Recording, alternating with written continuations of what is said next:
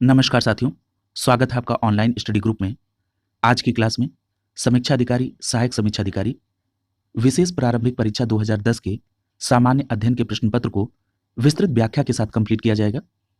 इस प्रश्न पत्र में शामिल प्रश्न उन सभी प्रतियोगी परीक्षाओं के लिए उपयोगी होंगे जहां पर सिलेबस में सामान्य अध्ययन दिया गया है। तो चलिए प्रारंभ करते हैं। पहला प्रश्न है, ऋग्वेद में अघन्या का प्रयोग हुआ है। तो याद रखिएगा, ऋग्वेद में अघन्या का प्रयोग गाय के लिए किया गया है। इस प्रकार प्रश्न संख्या 1 का सही जवाब होगा विकल्प बी। तो आप याद रखेंगे कि ऋग्वेद में अघन्या का प्रयोग गाय के लिए किया गया है। अब यहां पर यह समझना आवश्यक है कि जो अघन्या है इसका अर्थ क्या होता है। इसका अर्थ होता है न मारे जाने योग्य। याद रखिएगा, इस बात से बिल्कुल स्पष्ट हो रहा है कि जो वैदिक काल है उसमें गायों का एक महत्वपूर्ण स्थान था। यदि हम गाय से संबंधित कुछ और शब्द देखें तो यहां पर ऋग्वेद में आपको गविष्ठी शब्द का प्रयोग मिलेगा। यानी जो गाय के लिए होने वाला संघर्ष था या युद्ध था उसको क्या कहते थे, एक शब्द में गविष्ठी कहा जाता था या गवेषणा भी कहा जाता था। याद रखिएगा, गोधुली शब्द का प्रयोग भी हुआ है, यानी गायों के लौटने की जो बेला थी उसको गोधुली बेला कहा जाता था। गाय दूहने वाली पुत्री के लिए दुहिता शब्द का भी प्रयोग किया गया है। तो इन सभी शब्दावली को आप याद रखेंगे। याद रखिएगा, ऋग्वेद में देवताओं की स्तुतियों का संग्रह हुआ है। किन देवताओं की? तो सबसे ज्यादा बार इंद्र देवता के लिए 250, अग्नि के लिए 200 बार, उसके बाद मित्र और वरुण के लिए भी स्तुतियां संग्रहित हैं। एक बात याद रखिएगा, इस ग्रंथ के अनेक तथ्य अवेस्ता में मिलते हैं। ये जो अवेस्ता है ये एक फारसी ग्रंथ है। ये प्रश्न आपसे पूछा जा चुका है कि अवेस्ता किस क्षेत्र से मिला प्राचीनतम ग्रंथ है, तो आपका जवाब होगा ईरान से। इतने तथ्य को यहां पर आप कोरिलेट करके याद रखेंगे। अगला देखिए प्रश्न संख्या 2। प्रश्न संख्या 2 में पूछा जा रहा है कि विष्णु के किस अवतार को समुद्र से पृथ्वी का उद्धार करते हुए अंकित किया जाता है। तो यहां पर आपका सही जवाब होगा विष्णु की वराह अवतार को समुद्र से पृथ्वी का उद्धार करते हुए अंकित किया जाता है। यह प्रश्न संख्या 2 का विकल्प सी आपका आंसर हो जाएगा, वराह अवतार। याद रखेंगे। अगला देखिए, यहां पर एक बात और याद रखिएगा, ये जो वराह अवतार है ये विष्णु जी का तीसरा अवतार था। क्लियर है? विष्णु जी ने 10 अवतार लिए थे जिसमें तीसरा अवतार है वराह अवतार। यदि हम वराह का शाब्दिक अर्थ देखें तो शाब्दिक अर्थ होता है सूकर या शुअर। ठीक है, यहां पर एक बात आप रिकॉल करिए, मैंने पिछले प्रश्न पत्र में आपको बताया था कि जो भागवत संप्रदाय है इसका संरक्षण गुप्त काल के शासकों के द्वारा किया गया था। देखिए यहां पर भी उल्लेखित है कि गुप्त काल की कई मूर्तियां विष्णु के इस रूप में दिखाई गई हैं। यदि हम इसके उदाहरण की बात करें तो आप उत्तर प्रदेश के झांसी के देवगढ़ के दशावतार मंदिर का उदाहरण ले सकते हैं। यहां पर एक बात और याद रखिएगा कि जो विष्णु जी का 10वां अवतार है वो है कल्कि का अवतार, और ये कल्कि का अवतार भविष्य में होगा। क्लियर है? इस बात को भी यहां कोरिलेट करके आप याद रखेंगे। अगला देखिए प्रश्न संख्या 3। प्रश्न संख्या 3 में पूछा जा रहा है कि मगध का कौन सा सम्राट अपरो परशुराम के नाम से जाना जाता है। तो याद रखिएगा, महापद्म नंद ये मगध का शासक है जिसे अपरो परशुराम के नाम से जाना जाता है। इस प्रकार प्रश्न संख्या 3 का सही जवाब होगा विकल्प डी। यहां एक बात और याद रखिएगा, ये जो महापद्म नंद था इसको पुराणों में कहा गया है कि ये एक शूद्र शासक था। क्लियर है? दूसरी बात, ये जो महापद्म नंद था ये नंद वंश का संस्थापक था। दूसरी बात, महापद्म नंद को अपरो परशुराम के अलावा कुछ और शब्दों से जाना जाता था, जैसे सर्व छत्रांतक अर्थात क्षत्रियों का नाश करने वाला। इसके अलावा महापद्म नंद को भार्गव भी कहा जाता था अर्थात दूसरे परशुराम का अवतार। इस तथ्य को भी आप याद रखेंगे। अगला देखिए प्रश्न संख्या 4। पूछा जा रहा है कि मत्त विलास प्रहसन का लेखक कौन था। तो आपका जवाब होगा मत्त विलास प्रहसन का लेखक महेंद्र वर्मन था। इस प्रकार प्रश्न संख्या 4 का विकल्प सी आपका आंसर हो जाएगा, मत्त विलास प्रहसन का लेखक महेंद्र वर्मन था। अब प्रश्न उठता है कि ये जो महेंद्र वर्मन था ये किस वंश का शासक था। तो याद रखिएगा, महेंद्र वर्मन पल्लव वंश का शासक था। दूसरी बात, पहले ये जैन धर्म का अनुयायी था और बाद में एक दक्षिण भारत के संत थे जिनका नाम था अपर, इनके प्रभाव में आकर इसने शैव धर्म अपना लिया था। दूसरी बात, ये जो महेंद्र वर्मन था इसने जो मत्त विलास प्रहसन नाटक लिखा था ये एक संस्कृत नाटक था जिसमें कापालिक पशुपत और बौद्ध संप्रदाय पर व्यंग किया गया था। क्लियर है? तो इन दोनों फैक्ट को आप कोरिलेट करके याद रखेंगे। यहां पर जब आपने प्रश्न संख्या 4 देखा था तो कई और शासकों के नाम दिए गए थे, जरा उन नामों को भी यहां पर आप कोरिलेट कर लीजिए। जैसे पहला नाम दिया गया है गौतमी पुत्र सतकर्णी। तो देखिए ये जो गौतमी पुत्र सतकर्णी था ये सातवाहन वंश का शासक था। इसने अपने आप को एकमात्र ब्राह्मण कहा। याद रखिएगा, गौतमी पुत्र सतकर्णी ने 2 अश्वमेध यज्ञ और एक राजस्व यज्ञ करवाया था। जो विकल्प बी में महाक्षत्रप रुद्रदामन का नाम लिखा गया है, ये एक शक शासक था, ठीक है, और शक वंश का प्रतापी शासक था। इसने गिरनार अभिलेख में लिखवाया, जो कि क्या है, संस्कृत का पहला अभिलेख था। क्लियर है। दूसरी बात कि पुलकेशिन द्वितीय का नाम लिखा गया है विकल्प डी में, ये एक चालुक्य वंशी शासक था।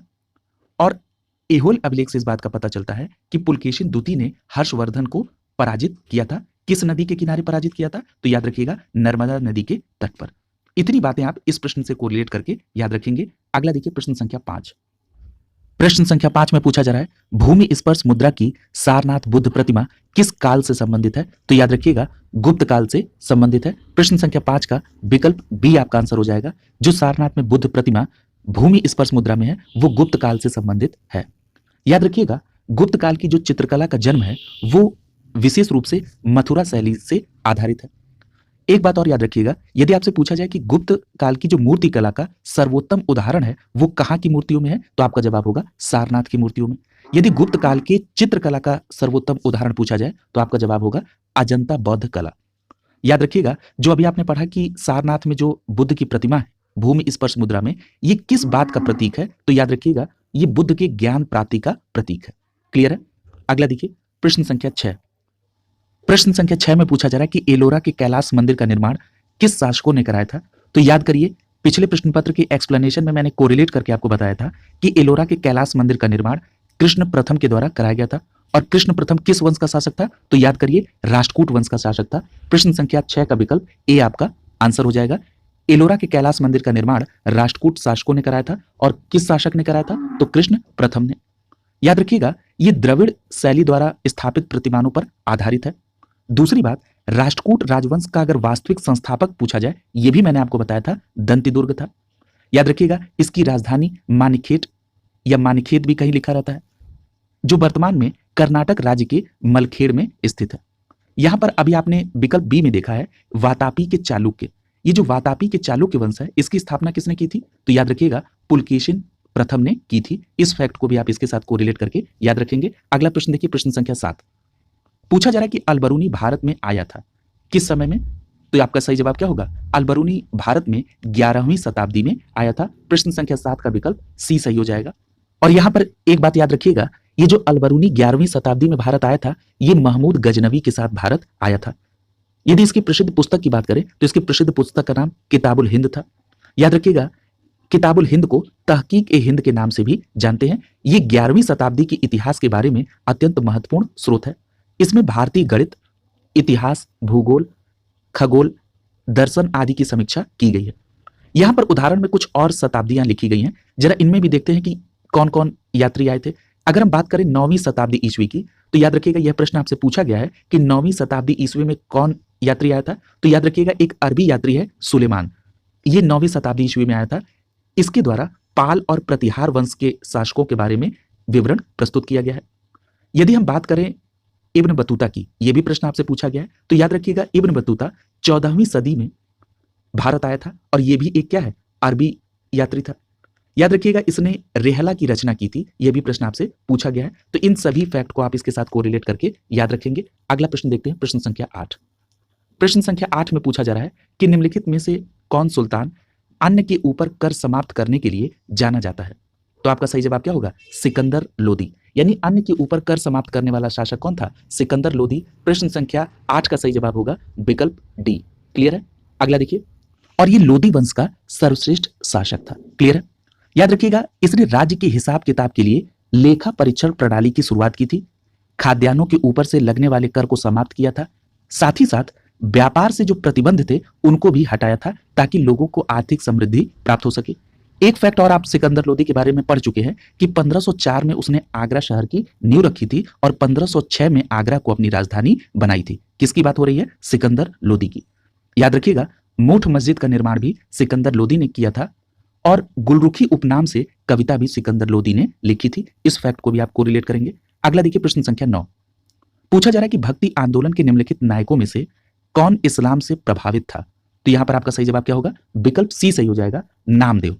यानी नामदेव जो थे ये भक्ति आंदोलन के नायक थे और ये इस्लाम से प्रभावित थे। प्रश्न संख्या 9 का विकल्प सी सही हो जाएगा। यहां पर एक बात याद रखेंगे कि जो नामदेव थे इनका जन्म 1269 में एक दर्जी परिवार में हुआ था और वारकरी संप्रदाय के रूप में प्रसिद्ध विचारधारा की गौरवशाली परंपरा की स्थापना में इनकी प्रमुख भूमिका रही है। इतनी बात आप यहां पर कोरिलेट करके याद रखेंगे। और एक बात और याद रखिएगा कि नामदेव के ही समय में नाथ और महानुभाव पंथों का महाराष्ट्र में प्रचार हुआ। क्लियर है? अगला देखिए प्रश्न संख्या 10। पूछा जा रहा है कि राणा सांगा ने निम्नलिखित युद्धों में से किसमें बाबर के विरुद्ध लड़ाई की थी। मैंने आपसे बाबर के सभी युद्धों का जिक्र किया है, तो यहां पर आपका सही जवाब क्या होगा? राणा सांगा के साथ जो बाबर की लड़ाई थी वो खानवा के युद्ध के नाम से जानी जाती है। प्रश्न संख्या 10 का विकल्प बी आपका आंसर हो जाएगा। याद रखिएगा ये जो खानवा का युद्ध था ये 16 मार्च 1527 को राणा सांगा और बाबर के बीच हुआ था। इसमें बाबर विजयी हुआ था। ये जो खानवा का युद्ध है इसमें विजय के बाद बाबर ने गाजी की उपाधि धारण की थी। यह भी प्रश्न पूछा जाता है कि किस युद्ध की विजय के बाद बाबर ने गाजी की उपाधि धारण की थी, तो आपका जवाब होगा खानवा का युद्ध 1527। याद रखिएगा इसी युद्ध में बाबर ने जिहाद का नारा भी दिया था। यह भी फैक्ट आपसे पूछा जा चुका है।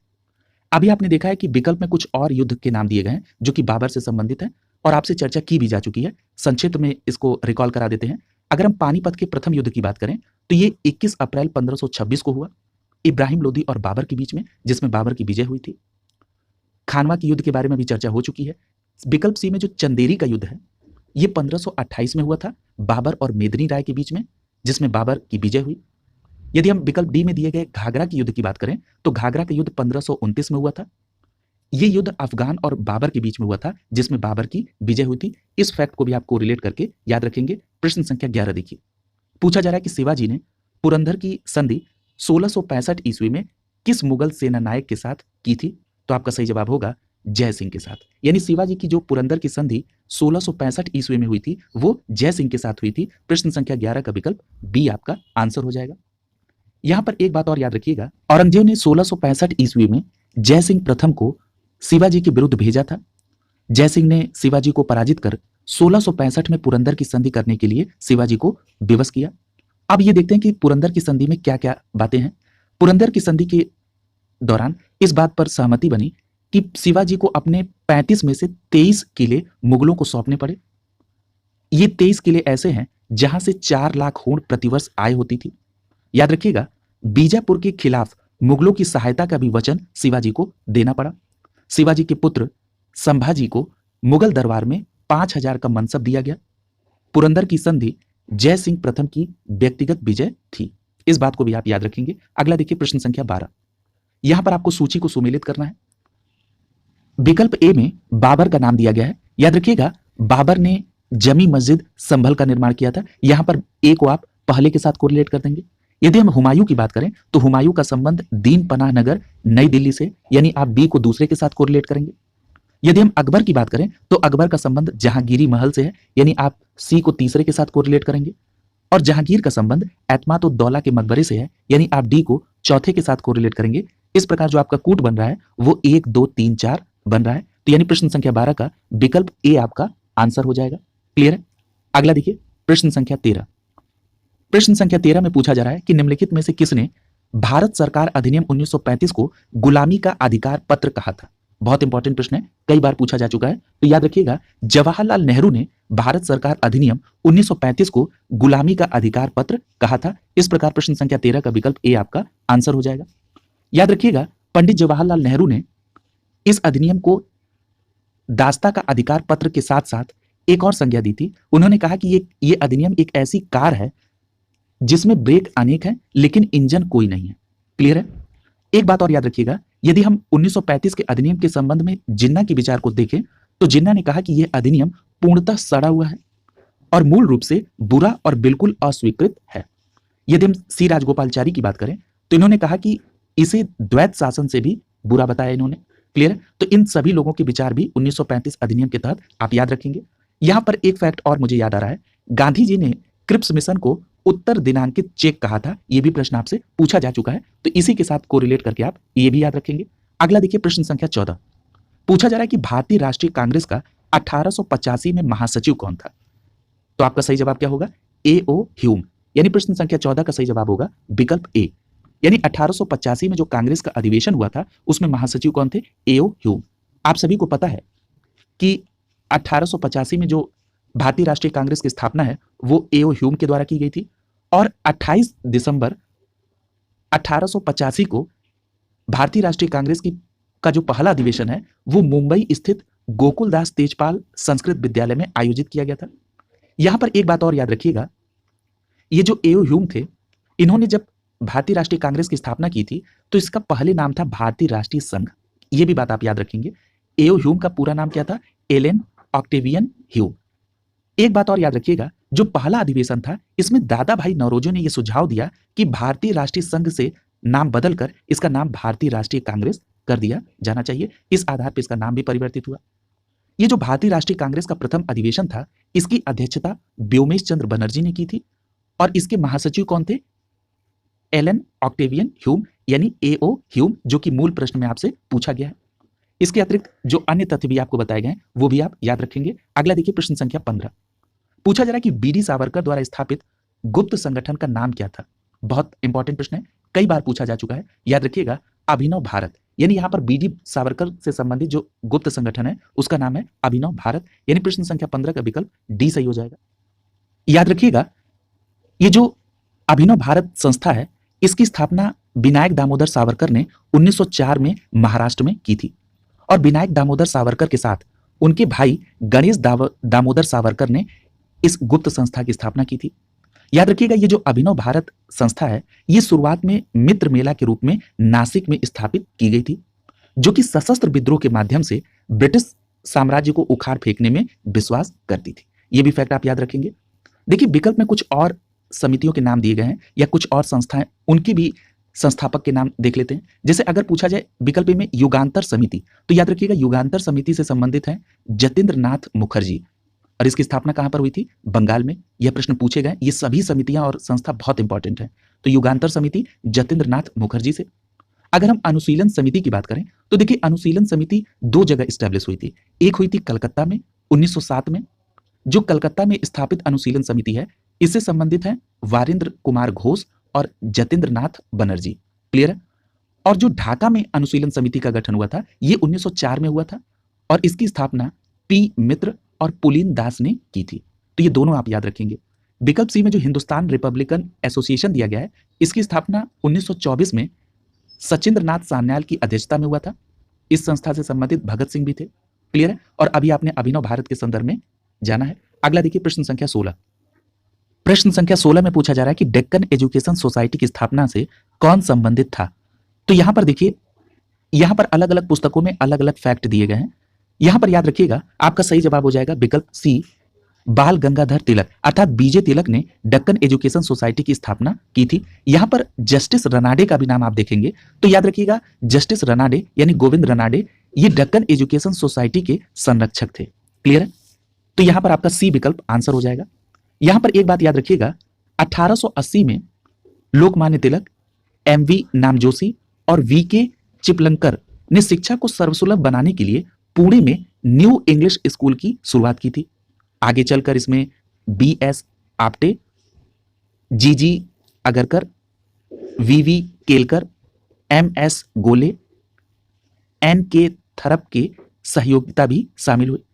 याद रखिएगा, शिक्षक को अस्तित्व प्रदान करने के लिए 24 अक्टूबर 1884 को डक्कन एजुकेशन सोसाइटी का गठन किया गया और ये जो डक्कन एजुकेशन सोसाइटी की स्थापना हुई ये न्यू इंग्लिश स्कूल के अंतर्गत पंजीकृत हुई थी और बाद में एमजी रनाडे इसमें शामिल हुए थे। यहां पर एमजी रनाडे को डक्कन एजुकेशन सोसाइटी के संरक्षक के तौर पे जाना जाता है। क्लियर है? अगला देखिए प्रश्न संख्या 17। पूछा जा रहा है कि भारतीय ब्रह्म समाज की स्थापना किसने की थी? तो याद रखिएगा, भारतीय ब्रह्म समाज की स्थापना केशव चंद्र सेन ने की थी। यहां पर विकल्प डी सही हो जाएगा आपका। यह भी प्रश्न कई बार पूछा जा चुका है।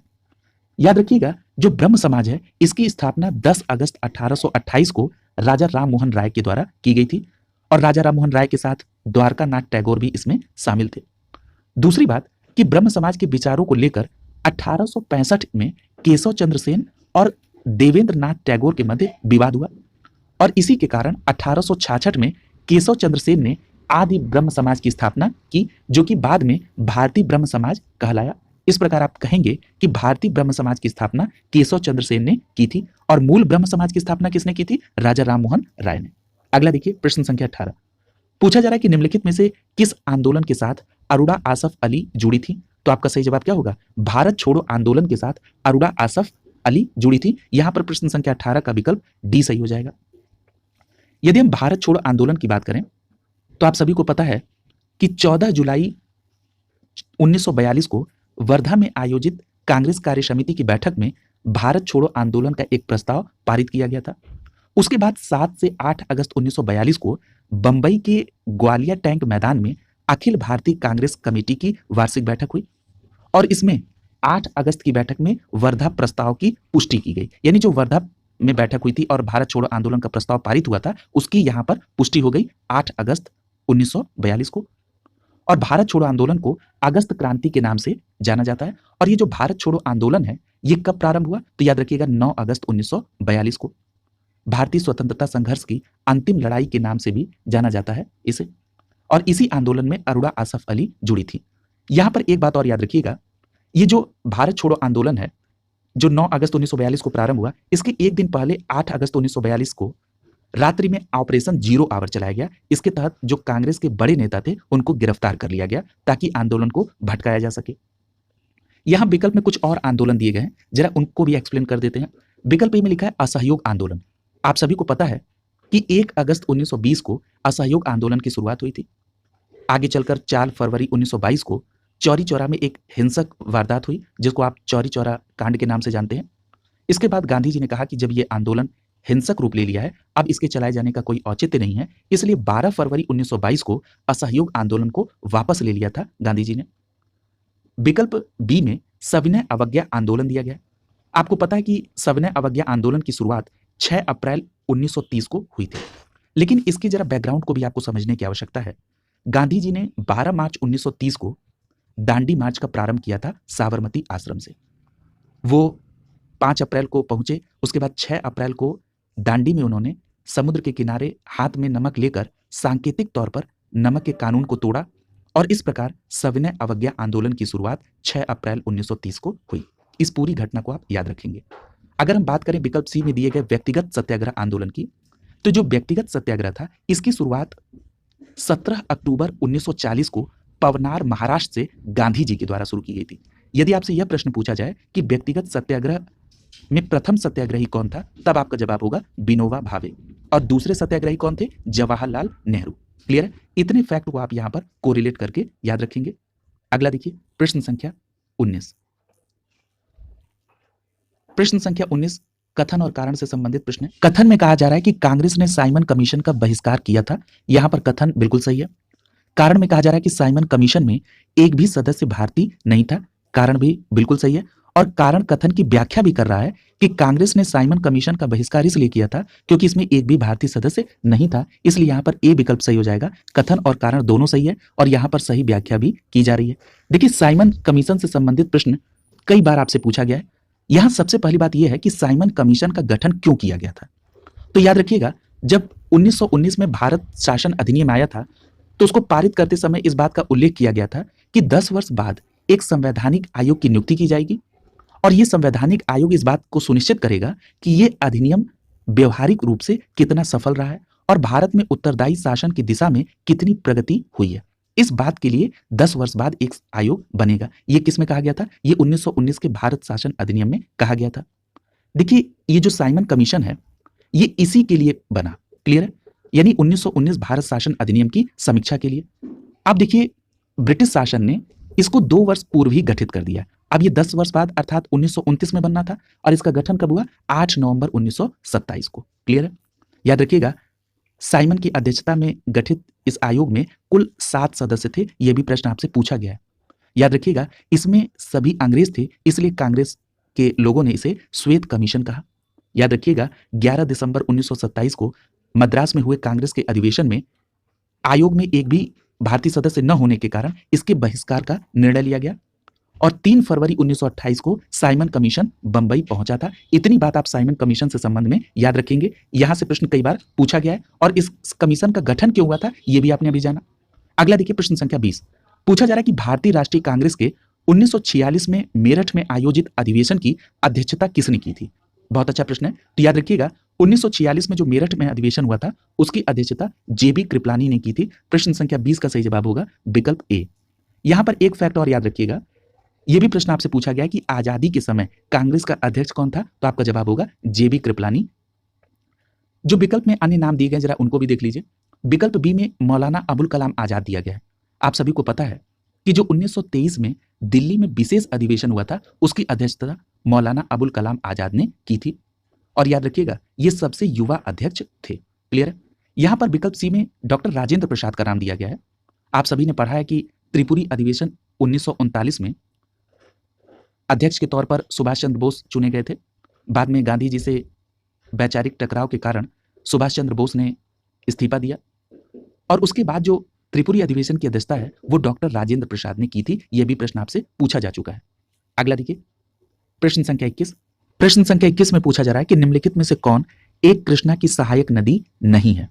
तो देखिए यहां पर डॉन या इसको दोन भी पढ़ा जाता है और तेल, ये दोनों नदियां कृष्णा की सहायक नदी नहीं है, इसलिए यहां पर बी और सी दोनों आपका आंसर हो जाएगा। देखिए ये विवादित हुआ था। यहां पर अगर हम बात करें कृष्णा नदी की तो कृष्णा नदी प्रायद्वीपीय भारत की दूसरी सबसे बड़ी नदी है। और यदि हम इसके उद्गम की बात करें तो इस कृष्णा नदी का उद्गम पश्चिम घाट के पर्वत महाबलेश्वर के निकट से हुआ और यह दक्षिण पूर्व की दिशा में 1400 किलोमीटर लंबाई में बहती है। यदि हम कृष्णा नदी की सहायक नदी की बात करें तो कोयना, वरुणा, पंचगंगा, दूधगंगा, घाटप्रभा, मालप्रभा, भीमा, तुंगभद्रा, मूसी, ये सभी किसकी सहायक नदी है? कृष्णा नदी की सहायक नदी है। याद रखिएगा जो विकल्प में डॉन नदी है यानी जिसे डोन नदी के नाम से जाना जाता है, ये रूस की प्रमुख नदी है, जबकि जो तेल नदी है ये रायपुर जिले में आदिवासी बाहुल्य इलाके में बहती है। रायपुर जिला का मतलब छत्तीसगढ़ में। याद रखिएगा ये जो तेल नदी है ये महानदी का सहायक नदी है। क्लियर है। और ये नदी सोनपुर यानी सुबर्णपुर को एक दूसरे से मिलती है। ठीक है, यानी सोनपुर या सुबर्णपुर में महानदी से तेल नदी मिलती है। क्लियर है। अगला देखिए प्रश्न संख्या 22। पूछा जा रहा है कि निम्नलिखित स्थानों में से कहां पर आर्द्र जलवायु अनुभव होती है। तो देखिए आर्द्र जलवायु का अनुभव का मतलब क्या हो गया? जहां पर वर्षा ज्यादा होती होगी। तो यहां पर आप देख रहे हैं दूसरे में कोची लिखा है। आपको पता है कि कोची केरल में है और यहीं से मानसून का प्रारंभ होता है और यहां सर्वाधिक वर्षा होती है, यानी दूसरा सही हो जाएगा। और यहां पर चौथे में तेजपुर दिया गया है, यानी यहां पर दूसरा और चौथा सही जवाब हो जाएगा, जहां पर आर्द्र जलवायु का अनुभव होता है, यानी यहां पर आपका विकल्प डी आपका आंसर हो जाएगा। क्लियर है। अगला देखिए प्रश्न संख्या 23। पूछा जा रहा है कि इंडियन ब्यूरो ऑफ माइंस का मुख्यालय कहां पर अवस्थित है। तो यहां पर आपका सही जवाब क्या हो जाएगा? विकल्प सी। ये भी प्रश्न आपसे कई बार पूछा गया है। नागपुर में इंडियन ब्यूरो ऑफ माइंस का मुख्यालय है। प्रश्न संख्या 23 का विकल्प सी सही हो जाएगा। यहां पर याद रखिएगा जो इंडियन ब्यूरो ऑफ माइंस का मुख्यालय नागपुर में है, इसकी स्थापना 1 मार्च 1948 को की गई थी और यह भारत सरकार के खनन मंत्रालय के अंतर्गत काम करता है। देखिए विकल्प में कुछ और नाम दिए गए जैसे अहमदाबाद। तो याद रखिएगा अहमदाबाद में प्लाज्मा अनुसंधान संस्थान है। यदि हम बात करें विकल्प सी की तो नागपुर में केंद्रीय एगमार्क प्रयोगशाला है। साथ ही साथ नागपुर में राष्ट्रीय पर्यावरण अभियांत्रिकी अनुसंधान संस्थान भी है। यह प्रश्न आपसे पूछा जा चुका है। यदि हम बात करें मैसूर की तो मैसूर में केंद्रीय खाद्य प्रौद्योगिकी अनुसंधान संस्थान है। तो इनको भी आप इसके साथ कोरिलेट करके याद रखेंगे। प्रश्न संख्या 24 देखिए, यहां पर आपको सूची को सुमेलित करना है। पहला दिया गया है उकाई। तो उकाई का संबंध किससे? गुजरात राज्य से, यानी एक को आप किससे कोरिलेट कर देंगे? एक को आप दूसरे के साथ कोरिलेट करेंगे। यदि हम पतरातू की बात करें तो पतरातू का संबंध झारखंड से है, तो बी को आप पहले के साथ कोरिलेट करेंगे। यदि हम पेंच की बात करें तो इसका संबंध कहां से? मध्य प्रदेश से, यानी आप सी को चौथे के साथ कोरिलेट करेंगे। और डभोल का संबंध महाराष्ट्र से है, इसलिए आप डी को तीसरे के साथ कोरिलेट करेंगे और जो आपका सही कूट बनेगा वो 2 1 4 3 का बनेगा। तो यहां पर आपका सही जवाब क्या हो जाएगा? विकल्प बी सही हो जाएगा, 2 1 4 3। क्लियर है। अगला देखिए प्रश्न संख्या 25। यहां पर भी आपको सूची को ही सुमेलित करना है। यहां पर केंद्र के नाम दिए गए और संबंधित उद्योग से आपको सुमेलित करना है। पहला दिया है कनकी नारा। ये जो कनकी नारा ये जूट से संबंधित है। ठीक है, यानी आप ए को दूसरे के साथ सुमेलित कर देंगे। क्लियर है। अगर हम बात करें विरुद्धनगर की तो विरुद्धनगर का संबंध सूती वस्त्र से, यानी आप बी को तीसरे के साथ कोरिलेट करेंगे। यदि हम चन्ना पटना की बात करें तो इसका संबंध रेशम से है, इसलिए आप सी को चौथे के साथ कोरिलेट कर देंगे। यदि हम भदोई को बात करें तो भदोई के संदर्भ में आप सभी जानते हैं कि ये कालीन से संबंधित है, तो यहां पर आपका सही कूट क्या हो जाएगा? 2 3 4 1। क्लियर है। तो तो यहाँ पर आपका सही जवाब क्या हो जाएगा? 2 3 4 1 के हिसाब से विकल्प बी सही हो जाएगा। प्रश्न संख्या 25 का सही आंसर क्या होगा? विकल्प बी सही हो जाएगा। अगला देखिए प्रश्न संख्या 26। प्रश्न संख्या 26 में पूछा जा रहा है कि निम्नलिखित में से कहां तेल शोधक कारखाना नहीं है। देखिए यहां पर नहीं पर आप ध्यान देंगे, अगर आपने नहीं पर ध्यान नहीं दिया तो जैसे आप कोयली देखेंगे तुरंत आप इसको टिक करके आगे बढ़ जाएंगे, इसलिए आप नहीं जहां लिखा है वहां थोड़ा सा सतर्क हो जाए। तो यहां पर आपका सही जवाब क्या हो जाएगा? विकल्प सी हटिया। हटिया में कोई तेल शोधक कारखाना नहीं है, जबकि कोयली, नून माटी और बरौनी इन तीनों जगहों पर तेल शोधक कारखाना है। क्लियर है? यहां पर एक फैक्ट और याद रखिएगा कि यदि हम देश में कुल तेल शोधक कारखाने की बात करें तो उनकी संख्या 23 है, जिसमें 18 रिफाइनरी जो है वो सार्वजनिक क्षेत्र की है, 2 रिफाइनरी संयुक्त उपक्रम के तहत है और 3 रिफाइनरी निजी क्षेत्र के द्वारा स्थापित की गई हैं। क्लियर है? याद रखिएगा ये जो हटिया है ये रांची जिले में एक छोटा सा कस्बा है। क्लियर है? अगला देखिए प्रश्न संख्या 27। पूछा जा रहा है कि भारत के 2 शीर्षस्थ बॉक्साइट उत्पादक राज्य कौन से हैं? तो आपका जवाब क्या हो जाएगा? आपको पता है कि एल्यूमिनियम का ऑक्साइड होता है बॉक्साइट, ठीक है? तो यहां पर अगर राज्य पूछा जा रहा है तो आपका सही जवाब होगा गुजरात और उड़ीसा, यानी प्रश्न संख्या 27 का विकल्प बी आपका आंसर हो जाएगा। ये 2 राज्य बॉक्साइट के शीर्ष उत्पादक में आ जाएंगे। याद रखिएगा मैंने अभी आपको बताया कि बॉक्साइट एल्युमिनियम का ऑक्साइड होता है और ये टर्सरी युग में निर्मित लैटेराइट सेलों से संबद्ध है। क्लियर है? दूसरी बात, ये अवशिष्ट अपक्षय का प्रतिफल है जिसमें सिलिका का निक्षालन होता है। क्लियर है? यदि हम बात करें देश के 4 बॉक्साइट उत्पादक राज्य की तो इसमें उड़ीसा है, गुजरात है, झारखंड है और छत्तीसगढ़ है। इन राज्यों का नाम आप याद रखेंगे। अगला देखिए प्रश्न संख्या 28। पूछा जा रहा है कि कार्यान्वित किए जा रहे राष्ट्रीय राजमार्ग विकास परियोजना के उत्तर दक्षिण और पूर्व पश्चिम गलियारे का मिलान बिंदु कहां पर है? कहां पर ये मिलते हैं आके? तो ये बहुत पॉपुलर प्रश्न है, कई बार पूछा जा चुका है। तो आपका सही जवाब होगा विकल्प सी, ये दोनों गलियारे झांसी में आकर मिलते हैं। याद रखिएगा ये जो उत्तर दक्षिण गलियारा है ये श्रीनगर को कन्याकुमारी से जोड़ता है और इसकी लंबाई कितनी है? 4000 किलोमीटर। यदि हम पूर्व पश्चिम गलियारे की बात करें तो ये गलियारा सिलचर से पोरबंदर के बीच में है 3300 किलोमीटर में, और ये दोनों आके कहां पर मिलते हैं? तो याद रखिएगा झांसी में मिलते हैं। ठीक है? अगला देखिए प्रश्न संख्या 29। प्रश्न संख्या 29 में पूछा जा रहा है कि यदि इंग्लैंड में एक क्रिकेट कमेंट्री को 10 बजे पूर्वाह्न से शुरू किया जाता है तो भारत में भारतीय समय के अनुसार कितने बजे उसे सुना जा सकता है? तो देखिए इस प्रकार के प्रश्न आप 2 तरीके से कर सकते हैं, और जिन लोगों की इस प्रकार के प्रश्न में दिक्कत होती है आज से उनकी दिक्कत दूर हो जाएगी। देखिए जो सबसे पहली बात है कि जो विश्व की मानक समय रेखा यानी 0 अंश देशांतर रेखा जिसको आप कहते हैं ग्रीनविच मानक समय रेखा, ये कहां से? इंग्लैंड से शुरू होती है। यहां से भारत का जो मानक समय है 82.5 अंश पूर्वी देशांतर, ये 5.5 घंटे आगे है। क्लियर है? यानी अगर आप जब कैलकुलेट करते हैं तो ये 5.5 घंटे आगे, उस आधार पर अगर आप इसको देखेंगे तो 10 में जब आप 5.5 घंटा ऐड करेंगे तो ये क्या हो जाएगा? 3:30 अपराह्न हो जाएगा। इस प्रकार यहां पर सी विकल्प आपका सही हो जाएगा। क्लियर है? अगर आप इसको कैलकुलेट करना चाहते हैं या मान लीजिए कहीं और का पूछा जाता जहां का आपको एग्जैक्ट वैल्यू नहीं मालूम है कि कितने घंटे आगे है, तो आपको वहां कैलकुलेट करना पड़ेगा। तो याद करिए पिछली क्लास में मैंने आपसे कहा था कि 1 अंश देशांतर रेखा से 4 मिनट का अंतर हो जाता है। क्लियर है? तो यहां पर कितना है? 82.5 अंश है। तो देखिए अगर 1 अंश से 4 मिनट का अंतर है तो 82 अंश से कितना होगा? यानी 82 में आप 4 का गुणा करेंगे तो कितना आ जाएगा? 4 दूनी का 8 और 8 चौको 32 यानी 328 आ जाएगा। क्लियर है? अगर 1 अंश बराबर 4 मिनट है तो जो 82.5 का आधा है उसमें क्या होगा? आधा का 2 मिनट, यानी 2 मिनट इसमें ऐड कर देंगे तो 330 वैल्यू आ जाएगी। क्लियर है? अब आपको इस 330 मिनट को घंटे में बदलना है तो आप क्या करेंगे? 60 से भाग दे देंगे, 0 से 0 कट जाएगा और 2 तिहाई 6 हो जाए, 3 दूनी का 6 हो जाएगा और 3 एकम 3 यानी 11/2 आ गया। 11/2 का मतलब क्या हो गया? 5 सही 1/2 यानी यहां पर 5.5 घंटे ये आगे है। क्लियर है? तो इस प्रकार आप इस प्रकार के प्रश्न को कोरिलेट कर लेंगे। प्रश्न संख्या 29 का सी विकल्प आपका सही हो जाएगा। क्लियर है? अगला देखिए प्रश्न संख्या 30। पूछा जा रहा है कि निम्नलिखित में से कौन सा देश कुल निर्यातक से प्राप्त धन का लगभग 2/3 चावल के व्यापार से प्राप्त करता है? तो यहां पर आपका सही जवाब हो जाएगा विकल्प डी, म्यांमार। यानी म्यांमार अपने कुल निर्यात से जो प्राप्त धन है उसमें 2/3 हिस्सा वो चावल के व्यापार से प्राप्त करता है। यदि हम विश्व में वर्तमान समय में सर्वाधिक चावल निर्यातक देश की बात करें तो उसमें भारत और थाईलैंड है। क्लियर है? तो यहां पर आपको इस फैक्ट को भी याद रखना होगा। अगला देखिए प्रश्न संख्या 31। पूछा जा रहा है कि अफ्रीका में सर्वाधिक तांबा उत्पादक देश है, तो अफ्रीका में सर्वाधिक तांबा उत्पादक देश कौन सा है? तो आपका जवाब हो जाएगा विकल्प बी, जाम्बिया। यानी प्रश्न संख्या 31 का सही जवाब होगा विकल्प बी। क्लियर है? याद रखिएगा, संसार में अगर यानी विश्व में देखा जाए कि सबसे पहले प्रयोग किसका हुआ था? तांबे का। तांबे में टिन मिलाकर कांसा बनाया गया और फिर आपने देखा कि जो हड़प्पा सभ्यता, इसे कांस्य युगीन सभ्यता कहा जाता है। और फिर जब इसमें जस्ता मिलाया गया तो ये क्या बना? पीतल बना। तांबे का जो उपयोग है वो विद्युत उद्योग में, बर्तन बनाने में होता है। यदि हम विश्व में सर्वाधिक तांबा उत्पादक देश की बात करें तो वो कौन सा है? चिली है। पहला फैक्ट तो आपको ये याद रखना है। अब जो आपके प्रश्न में पूछा गया था कि अफ्रीका में तांबा उत्पादक देश कौन सा है, तो ये है जाम्बिया। जो विकल्प में था, यदि हम अफ्रीका में ही सर्वाधिक तांबा उत्पादक देश की बात करें तो वो कौन है?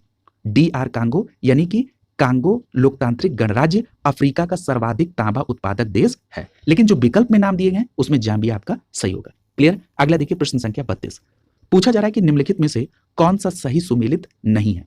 तो यहां पर आप देखिए, बोलिविया टीन बिल्कुल सही है, ब्राजील लौह अयस्क ये भी सही है, मैक्सिको चांदी ये भी सही है, पेरू का संबंध जो है ये कई से है लेकिन सोरा से नहीं है, यानी यहां पर आपका प्रश्न संख्या 32 का डी विकल्प आपका आंसर हो जाएगा। ये जो पेरू है ये चांदी, जस्ता और तांबा के उत्पादन में विश्व में दूसरे स्थान पर है, न कि सोरा में, इसलिए यहां पर डी विकल्प आपका आंसर हो जाएगा। अगला देखिए प्रश्न संख्या 33। पूछा जा रहा है कि किस देश में बाजार आधारित लौह एवं इस्पात के कारखाने हैं। याद करिए ये प्रश्न आ चुका है, तो आपका सही जवाब क्या हो जाएगा? जापान में, यानी यहां पर विकल्प सी सही हो जाएगा। जापान में बाजार आधारित लौह एवं इस्पात के कारखाने। अब उसका कारण क्या है?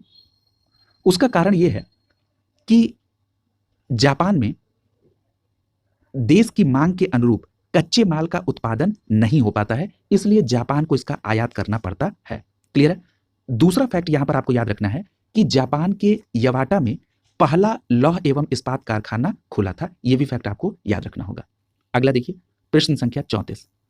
पूछा जा रहा है कि किस देश में उसके भौगोलिक क्षेत्र का सर्वाधिक प्रतिशत वनाच्छादित है। बहुत अच्छा प्रश्न है, तो याद रखिएगा इसमें आपको नया डेटा याद रखना होगा। यहां पर आपका सही जवाब होगा विकल्प डी, जापान में। ठीक है, यानी जापान में जो है उसके देश का जो भौगोलिक क्षेत्रफल है उसमें सर्वाधिक प्रतिशत वनाच्छादित है। ठीक है, और कितना क्षेत्रफल इसमें वनाच्छादित है? तो यहां पर 67%। यदि हम भारत की बात करें तो भारत की वन स्थिति रिपोर्ट 2021 के अनुसार भारत के भूभाग का जो 24.62% हिस्सा है ये वनों और पेड़ों से घिरा हुआ है। और यदि हम इसका विश्व के कुल भूभाग में योगदान देखें तो ये 2.4% होता है। ठीक, ये भी फैक्ट याद रखेंगे।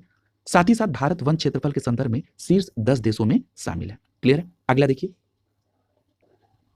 प्रश्न संख्या 35 में पूछा जा रहा है कि 2011 के जनगणना के अनंतिम आंकड़े के अनुसार भारत की जनसंख्या का कितना प्रतिशत उत्तर प्रदेश में रहता है।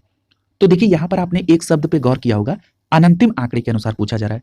देखिए जब ये प्रश्न पत्र बना उस समय 2011 की जनगणना का अंतिम आंकड़ा नहीं आया होगा, यहां पर अनंतिम आंकड़ा पूछा गया है। तो आप सभी को पता है कि जो 2011 की जनगणना का अंतिम आंकड़ा आया था उसके अनुसार उत्तर प्रदेश का जो भारत की कुल जनसंख्या में पार्टिसिपेशन है वो है 16.5% का, यानी 16.5% का। अब उससे जो नजदीक का डेटा है आप उसको टिक कर लीजिए, तो यहां पर आपका सही जवाब क्या हो जाएगा? विकल्प डी सही हो जाएगा, लगभग 16%। क्लियर है? यहां पर एक बात और याद रखिएगा कि जो अनंतिम आंकड़ा था उसके अनुसार जो उत्तर प्रदेश का पार्टिसिपेशन था वो 16.49% का था, और जो अंतिम आंकड़ा है उसके अनुसार 16.50% जनसंख्या भारत की कुल जनसंख्या में योगदान करती है। क्लियर है? तो याद रखेंगे, आपको अंतिम आंकड़ा जो अब आया है वही आपको याद रखना है, और ये अंतिम आंकड़ा 30 अप्रैल 2013 को आया था। क्लियर है? अगला प्रश्न देखिए प्रश्न संख्या 36। प्रश्न संख्या 36 में पूछा जा रहा है कि जनगणना 2011 के अनंतिम आंकड़े के आधार पर निम्नलिखित राज्यों को साक्षरता प्रतिशत के अनुसार अवरोही क्रम में व्यवस्थित करिए। देखिए यहां पर भी अनंतिम आंकड़े ही पूछे जा रहे हैं। यदि हम 2011 की जनगणना के अनुसार जो अंतिम आंकड़े उसके आधार पर इसको अगर कोरिलेट करें तो इसमें सबसे ज्यादा साक्षरता कहां की होगी? तो यहां पर त्रिपुरा हो जाएगा, यानी 4 पहले आएगा। उसके बाद किसका नंबर आ जाएगा? उसके बाद आएगा नंबर हिमाचल प्रदेश का, यानी आप दूसरा फिर लिखेंगे। उसके बाद आप सिक्किम को रखेंगे और सिक्किम है तीसरे नंबर पे, और उसके बाद नागालैंड। तो आपका सही कोड क्या बन रहा है? 4 2 3 1 का। ठीक है, तो यहां पर सी विकल्प आपका सही हो जाएगा। देखिए यहां पर जो 2011 की जनगणना के अनुसार जो अनंतिम आंकड़ा था उसमें भी त्रिपुरा, हिमाचल प्रदेश, सिक्किम और नागालैंड का क्रम था, और जो अंतिम डेटा आया उसके अनुसार भी त्रिपुरा, हिमाचल प्रदेश, सिक्किम और नागालैंड का स्थान आता है। ठीक है, तो ये यहां पर बिल्कुल सही कूट होगा। आपको अब अंतिम आंकड़ा ही याद रखना है। अगला देखिए प्रश्न संख्या 37। पूछा जा रहा है कि 2011 के अनंतिम आंकड़े के अनुसार निम्नलिखित राज्यों में से किसका जनसंख्या घनत्व 100 से कम है। ठीक, यानी यहां पर कम घनत्व वाले राज्यों के आधार पर आपको इसको फाइंड आउट करना है। तो देखिए, एक यहां पर डेटा मैं आपको कोरिलेट करा रहा हूं। मान लीजिए आपको एग्जैक्ट वैल्यू नहीं मालूम थी, लेकिन 2011 की जनगणना के अंतिम आंकड़े के अनुसार आपको सबसे कम जनघनत्व वाले राज्यों का क्रम तो 4 याद ही होगा। क्या क्या है? सबसे कम जनघनत्व अरुणाचल प्रदेश का है, जो कि 17 है। उसके बाद अगर हम बात करें, दूसरे नंबर पे मिजोरम है, तीसरे पे सिक्किम है और चौथे पे नागालैंड है। मान लीजिए ये क्रम आपको मालूम है कि अरुणाचल प्रदेश, मिजोरम, सिक्किम और नागालैंड का ये क्रम है, तो आपने यहां से बी और डी को तो इलिमिनेट कर दिया। क्लियर? अब आपको नागालैंड और मिजोरम में देखना है। आपको पता है कि कम के आधार पर दूसरे नंबर पे मिजोरम आ रहा है, उसके बाद ना, इसका मतलब ये तो क्लियर हो गया ना कि मिजोरम से ज्यादा जनघनत्व होगा कहां का? नागालैंड का। इसलिए आप सबसे कम के आधार पर यहां पर सी को, मिजोरम को टिक कर लेंगे, क्योंकि सबसे कम जनघनत्व में दूसरे स्थान पर आता है मिजोरम। ठीक, और पहले पे कौन है? अरुणाचल प्रदेश। इस तरह भी आप प्रश्न को कर सकते हैं। क्लियर है? देखिए, प्रश्न को दो तरह से आंसर किया जाता है। एक तो यदि आपको बिल्कुल एग्जैक्ट वैल्यू मालूम हो तो आप कर लीजिए। अगर आपको एग्जैक्ट डेटा नहीं मालूम है तो आप ऑप्शन को एलिमिनेट करके आप उसका आंसर कर सकते हैं। यहां पर सी विकल्प आपका सही हो जाएगा। क्लियर है? अगला देखिए, प्रश्न संख्या 38। हाँ, यहां पर अगर आपसे सर्वाधिक जनघनत्व वाले राज्य के नाम पूछे जाएं तो वो भी आपको मैं कोरिलेट करा दे रहा हूं। सर्वाधिक जनघनत्व है बिहार राज्य का, दूसरे नंबर पे पश्चिम बंगाल आता है, तीसरे नंबर पे केरल आता है और चौथे नंबर पे उत्तर प्रदेश है। यानी आप ये कह सकते हैं कि सर्वाधिक जनघनत्व के आधार पर उत्तर प्रदेश का चौथा स्थान है। क्लियर है? अगला देखिए, प्रश्न संख्या 38। प्रश्न संख्या 38 में पूछा जा रहा है कि हर वर्ष जनसंख्या दिवस मनाया जाता है, तो कब मनाया जाता है? तो आपका जवाब होगा 11 जुलाई को प्रत्येक वर्ष जनसंख्या दिवस मनाया जाता है। इसलिए प्रश्न संख्या 38 का डी विकल्प आपका आंसर हो जाएगा। यहां पर एक बात याद रखिएगा कि 11 जुलाई 1987 को विश्व की जनसंख्या 5 अरब के आंकड़े को पार कर दी थी, इसलिए 11 जुलाई की डेट को विश्व जनसंख्या दिवस के रूप में मनाए जाने का निर्णय लिया गया। और ये कब से मनाया जाता है? तो याद रखिएगा 1989 से, यानी 1989 से 11 जुलाई को विश्व जनसंख्या दिवस प्रत्येक वर्ष मनाया जाता है। ये दोनों फैक्ट आप याद रखेंगे। अगला देखिए, प्रश्न संख्या 39। पूछा जा रहा है कि जनगणना 2011 के अनंतिम आंकड़े के अनुसार भारत की जनसंख्या में स्त्रियों का प्रतिशत कितना है? क्लियर है? तो यहां पर आपका सही जवाब क्या हो जाएगा? देखिए, जो भारत का अंतिम आंकड़ा है, इसके आधार पर भारत में स्त्रियों का जो प्रतिशत है वो कितना है जनसंख्या के आधार पे? तो वो है 48.52। ये आप कई बार पढ़ चुके हैं।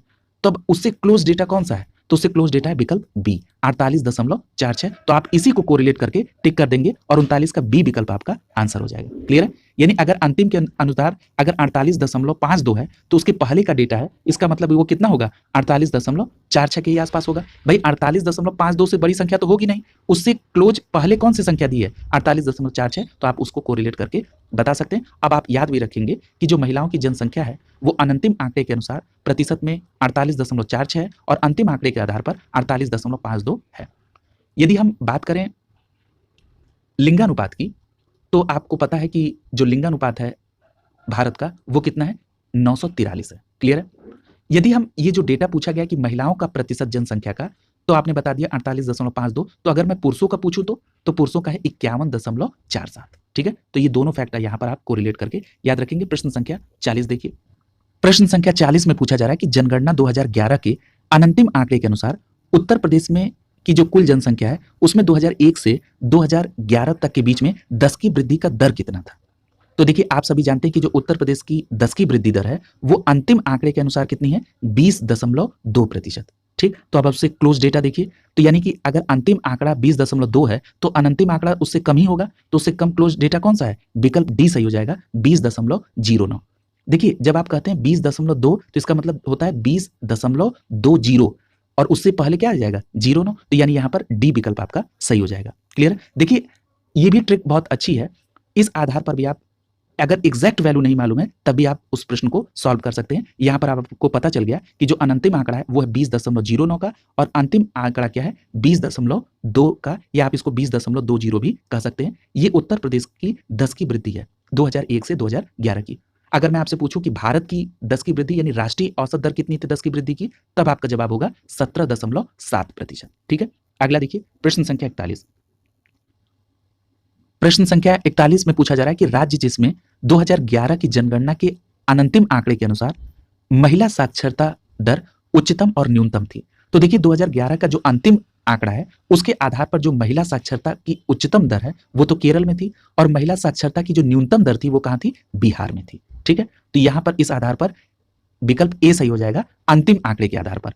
आइए जरा अनंतिम आंकड़े के आधार पर देखते हैं। यहां पर सी विकल्प सही हो जाएगा। देखिए यहां पर एक चेंज दिखा है। यहां पर एक बात समझ लीजिए कि जो 2011 का अनंतिम आंकड़ा था, उसके आधार पर जो महिला साक्षरता दर है वो उच्चतम थी केरल में, लेकिन न्यूनतम कहां थी? राजस्थान में। लेकिन जो 30 अप्रैल 2013 को अंतिम आंकड़ा प्रस्तुत किया गया 2011 की जनगणना का, उसके आधार पर जो महिला साक्षरता उच्चतम थी वो केरल और जो न्यूनतम थी वो क्या हो गई? बिहार की। ठीक है, तो इस फैक्ट को आप यहां पर बिल्कुल याद रखेंगे। क्लियर है? अंतर को स्पष्ट रखना यहां जरूरी है। अगर मैं आपसे ये पूछूं कि भारत की साक्षरता दर कितनी है, तो आपका जवाब होगा 73%। और यदि हम इस साक्षरता को प्रतिशत में पुरुष और महिला में बांटे तो पुरुषों की है 80.9% और महिला की है 64.6%। इस डेटा को भी याद रखेंगे क्योंकि यह प्रश्न कई बार पूछा जा चुका है। अगला देखिए प्रश्न संख्या 42। प्रश्न संख्या 42 में पूछा जा रहा है कि 2011 की जनगणना के अनंतिम आंकड़े के आधार पर निम्नलिखित कथनों में से कौन सा कथन उत्तर प्रदेश के लिए सही नहीं है। ठीक है, देखिए पहला कहा जा रहा है कि उत्तर प्रदेश की जनसंख्या का 25% से कम शहरी क्षेत्र में रहता है। ठीक है, तो यह बात बिल्कुल सही है। अगला कह रहा है कि उत्तर प्रदेश भारत में सर्वाधिक शहरी जनसंख्या वाला राज्य है। ये स्टेटमेंट बिल्कुल गलत है। क्यों? क्योंकि अगर शहरी जनसंख्या में सबसे नंबर 1 पर देखेंगे तो महाराष्ट्र है, न कि उत्तर प्रदेश। क्लियर है? तो यहां पर बी विकल्प आपका आंसर हो जाएगा। और इलाहाबाद उत्तर प्रदेश में सर्वाधिक जनसंख्या वाला जिला, ये भी बिल्कुल सही है। ठीक है, और यहां पर डी में लिखा हुआ है कवाल नगर 10 लाख जनसंख्या से अधिक वाले नगरों की श्रेणी में आता है, तो यह भी सही है। यहां पर बी विकल्प आपका आंसर हो जाएगा। याद रखिएगा जो उत्तर प्रदेश की शहरी जनसंख्या उसका प्रतिशत कितना है? 22.27। ठीक है, और सर्वाधिक किसका है? महाराष्ट्र का। ठीक है, तो ये फैक्ट भी यहां पर याद रखेंगे आप। अगला देखिए प्रश्न संख्या 43। देखिए प्रश्न संख्या 43 भारतीय संविधान एवं राज्य व्यवस्था से संबंधित है। प्रश्न संख्या 43 में पूछा जा रहा है कि भारत के संविधान के अंतर्गत कौन सा अनुच्छेद कारखानों में बालकों के नियोजन का प्रतिषेध करता है। देखिए यहां प्रश्न में पूछा जा रहा है कि भारतीय संविधान के किस अनुच्छेद में 14 वर्ष से कम आयु के बालकों को कारखानों में काम करने से रोका गया है। तो आपका सही जवाब क्या होगा? अनुच्छेद 24 के तहत। यानी प्रश्न संख्या 43 का सही जवाब होगा विकल्प डी। क्लियर है? याद रखिएगा अनुच्छेद 24 कहता है कि 14 वर्ष से कम आयु के बच्चों को कारखानों, खानों या अन्य किसी भी जोखिम भरे स्थानों पर नियुक्ति से रोका जाएगा।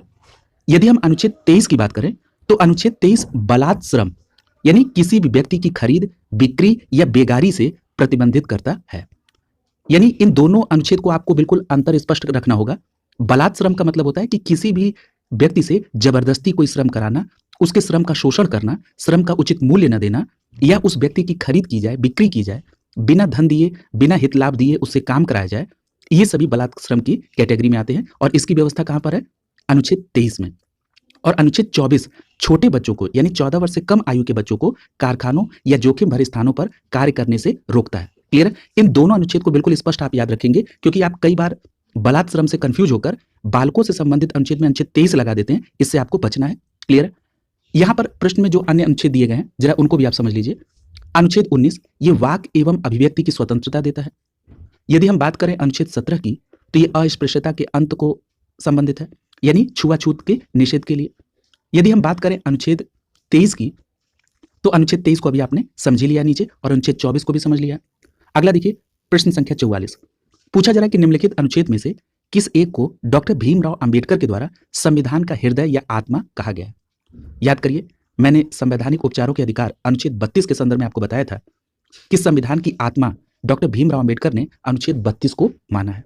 और साधारणतः संविधान की आत्मा किसको माना जाता है? प्रस्तावना को। लेकिन अंबेडकर साहब का नाम अगर लिया जाएगा और संविधान की हृदय आत्मा पूछा जाएगा तो आपका जवाब होगा अनुच्छेद 32 यानी विकल्प डी सही हो जाएगा। अब ये अनुच्छेद 32 संवैधानिक उपचारों का अधिकार है, ये क्या प्रावधान करता है? अनुच्छेद 32 में साधारण तौर पर आप ये जान लीजिए कि ये मूल अधिकारों को प्रवर्तित कराने के लिए उपचार करता है। क्लियर? यानी अगर मूल अधिकार को इंप्लीमेंट कराना है तो उसकी व्यवस्था अनुच्छेद 32 करेगा। और ये सुप्रीम कोर्ट को पावर देता है कि इस संदर्भ में वो 5 प्रकार की रीट भी जारी कर सकता है। सुप्रीम कोर्ट को ये पावर देता है अनुच्छेद 32 कि वो मूल अधिकारों को प्रॉपर तरीके से इंप्लीमेंट कराए। यदि किसी इंप्लीमेंटेशन में कोई दिक्कत है तो वो उसको सुनता भी है। आवश्यकता पड़ने पर मौलिक अधिकार में दिए गए प्रावधानों की व्याख्या भी करता है। क्लियर? तो इतनी बात आप यहां पर कोरिलेट करेंगे। जरा अन्य अनुच्छेद को भी देख लीजिए। अनुच्छेद 14 विधि के समक्ष समता का अधिकार। क्लियर? अगर हम बात करें अनुच्छेद 25 की, बहुत इंपॉर्टेंट है, कई बार पूछा गया है। अनुच्छेद 25 कहता है अंतःकरण और धर्म को अबाध रूप से मानने और उसके प्रचार करने की स्वतंत्रता मिलेगी। ये अनुच्छेद 25 कहता है। क्लियर है? अनुच्छेद 29 की बात करें तो अनुच्छेद 29 कहता है अल्पसंख्यक वर्ग के हितों का संरक्षण, और अनुच्छेद 32 अभी आपने देख ही लिया है। अगला प्रश्न देखिए, प्रश्न संख्या 45 पूछा जा रहा है कि सूचना का अधिकार कैसा अधिकार है। देखिए, मैंने आपसे बताया है कि जब कोई भी व्यवस्था अगर आपके संविधान में दी गई है तो वो कहा जाता है, संविधान के अनुच्छेद में, तो वो कहा जाता है कि ये संवैधानिक अधिकार है। आपको पता है कि सूचना का अधिकार अधिनियम 2005 है। इसका मतलब ये कि ये संसद द्वारा पारित अधिनियम है, तो ये कैसा अधिकार हो जाएगा? विधिक अधिकार हो जाएगा, या कहीं पर इसको ये भी लिखा जाता है सांविधिक अधिकार। ठीक है, तो याद रखेंगे यहां पर क्या सही जवाब हो जाएगा? विकल्प बी सही हो जाएगा। और संवैधानिक अधिकार किसको कहते हैं? जिसका उल्लेख संविधान के किसी अनुच्छेद में किया गया है। यहां पर बी विकल्प आपका आंसर हो जाएगा। याद रखिएगा, ये जो सूचना का अधिकार अधिनियम 2005 है, ये क्या करता है? ये व्यक्ति को सूचना मांगने का अधिकार प्रदान करता है ताकि एक पारदर्शी शासन व्यवस्था दी जा सके। यदि पूछा जाए कि ये संसद द्वारा कब पारित किया गया, तो 12 मई 2005 को संसद से पारित हुआ, 15 जून 2005 को राष्ट्रपति महोदय के द्वारा इस पर अनुमोदन मिला, और 12 अक्टूबर 2005 को यह कानून जम्मू कश्मीर को छोड़कर अन्य सभी राज्यों में लागू हो गया, और वर्तमान समय में अब ये जम्मू कश्मीर में भी लागू हो गया है। क्लियर है? अगला देखिए, प्रश्न संख्या 46 पूछा जा रहा है कि निम्नलिखित में से किसे द्वितीय पीढ़ी का मानवाधिकार समझा जाता है। बहुत अच्छा प्रश्न है। याद रखिएगा, जो समता का अधिकार है इसे द्वितीय पीढ़ी का मानवाधिकार समझा जाता है। यानी यहां प्रश्न संख्या 46 का विकल्प डी सही हो जाएगा। समता का अधिकार द्वितीय पीढ़ी का मानवाधिकार है। आइए जरा इसको और विस्तार में देखते हैं। याद रखिएगा, द्वितीय पीढ़ी के मानवाधिकार में समानता संबंधी अधिकार है। इन्हें द्वितीय विश्व युद्ध के बाद सरकारों ने मान्यता दी थी। ये मूल रूप से आर्थिक, सामाजिक और सांस्कृतिक अधिकार है। याद रखिएगा, ये प्रत्येक नागरिक को समान स्थितियों और बर्ताव की गारंटी देते हैं। इन अधिकारों को कभी कभी लाल अधिकार भी कहा जाता है।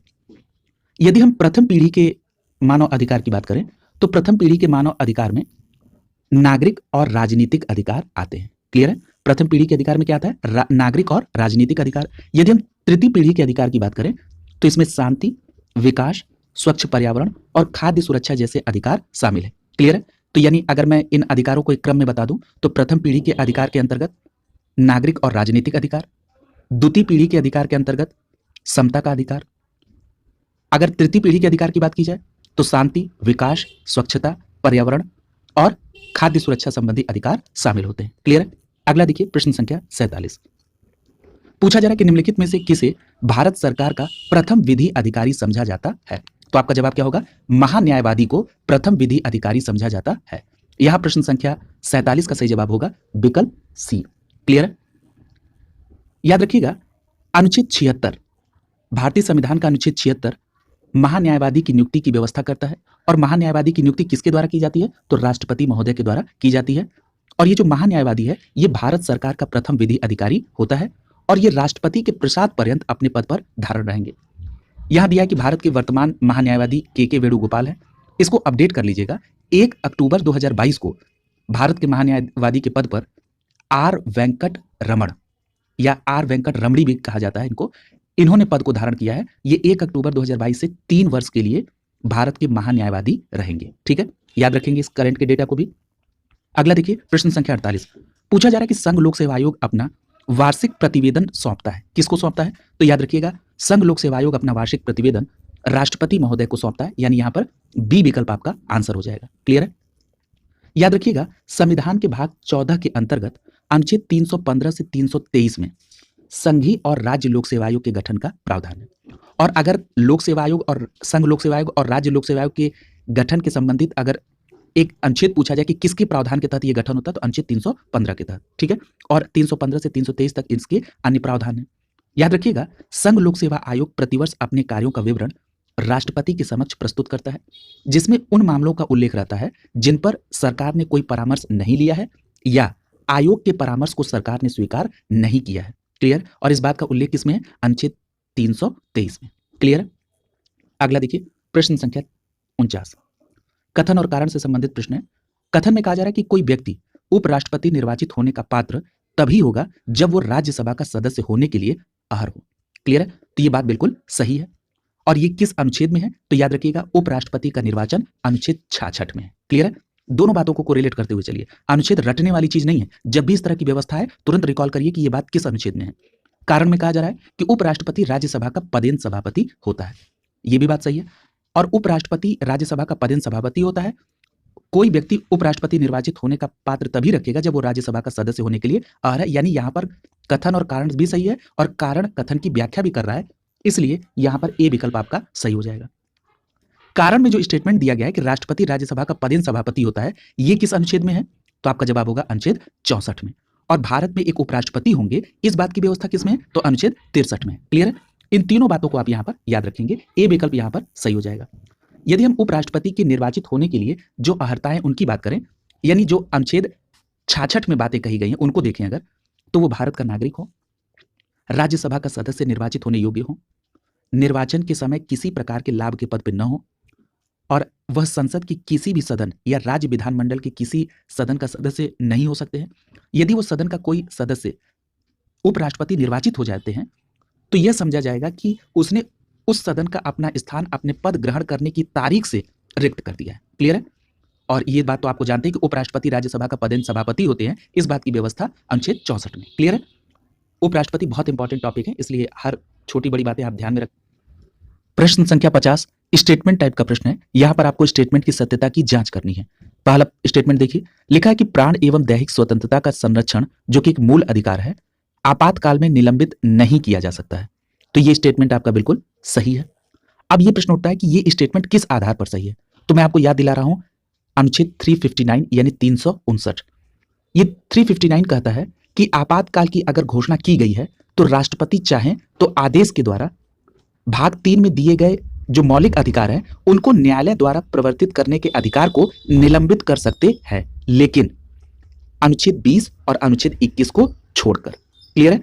और ये जो प्राण एवं दैहिक स्वतंत्रता का अधिकार है ये किसमें वर्णित है? अनुच्छेद 21 में। इसलिए ये मूल अधिकार आपातकाल में निलंबित नहीं होगा क्योंकि इसका प्रावधान अनुच्छेद 359 में किया गया है। क्लियर है? यहां पर एक बात और उल्लेख कर दूं कि जो अनुच्छेद 20 को भी इसमें जो छोड़ा गया है उसमें दोष सिद्ध के संबंध में संरक्षण दिया गया है अनुच्छेद 20 में। यहां एक बात और याद रखिएगा, ये जो आपातकाल की उद्घोषणा राष्ट्रपति महोदय के द्वारा अनुच्छेद 352 के तहत होती है, इसके संबंध में अनुच्छेद 358 भी आपको याद रखना होगा। अनुच्छेद 358 कहता है कि आपातकाल के दौरान अनुच्छेद 19 यानी वाक एवं अभिव्यक्ति की स्वतंत्रता के जो उपबंध हैं वो स्वतः ही निलंबित हो जाएंगे। क्लियर है? तो इन दोनों बातों को आप याद रखेंगे। दूसरा स्टेटमेंट है कि भारत के उपराष्ट्रपति को उनके पद से राज्यसभा द्वारा पारित किए गए और लोकसभा द्वारा सहमत व्यक्त किए गए संकल्प के द्वारा हटाया जा सकता है। तो ये स्टेटमेंट भी बिल्कुल सही है। क्लियर है? लेकिन उपराष्ट्रपति को 14 दिन पूर्व इसकी सूचना मिलनी चाहिए, इस बात का भी प्रावधान किया गया है। क्लियर है? अब ये किस अनुच्छेद में है अगर ये पूछा जाएगा तो आप बताएंगे अनुच्छेद 67 के ख में है, यानी अनुच्छेद 67 के ख में है। अगला कह रहा है कि वर्तमान में राज्यसभा के विपक्ष के नेता अरुण जेटली हैं। ये स्टेटमेंट गलत है क्योंकि ये उस समय का प्रश्न है। अभी वर्तमान में जो राज्यसभा के विपक्ष के नेता हैं मल्लिकार्जुन खड़गे हैं। और अगला कह रहा है योजना आयोग के अध्यक्ष मोंटेक सिंह अहलुवालिया है। देखिए वर्तमान में नीति आयोग है और नीति आयोग के अध्यक्ष कौन होते हैं? पदेन अध्यक्ष प्रधानमंत्री होते हैं, इसलिए वर्तमान में नीति आयोग के अध्यक्ष कौन है? नरेंद्र मोदी। क्लियर? तो यहां पर इस प्रकार से आप एक पहला और दूसरा स्टेटमेंट सही है वर्तमान स्थिति के अंदर, यानी ए विकल्प यहां पर सही हो जाएगा। क्लियर है? पूरी बात आप समझ गए होंगे। अगला देखिए प्रश्न संख्या 51।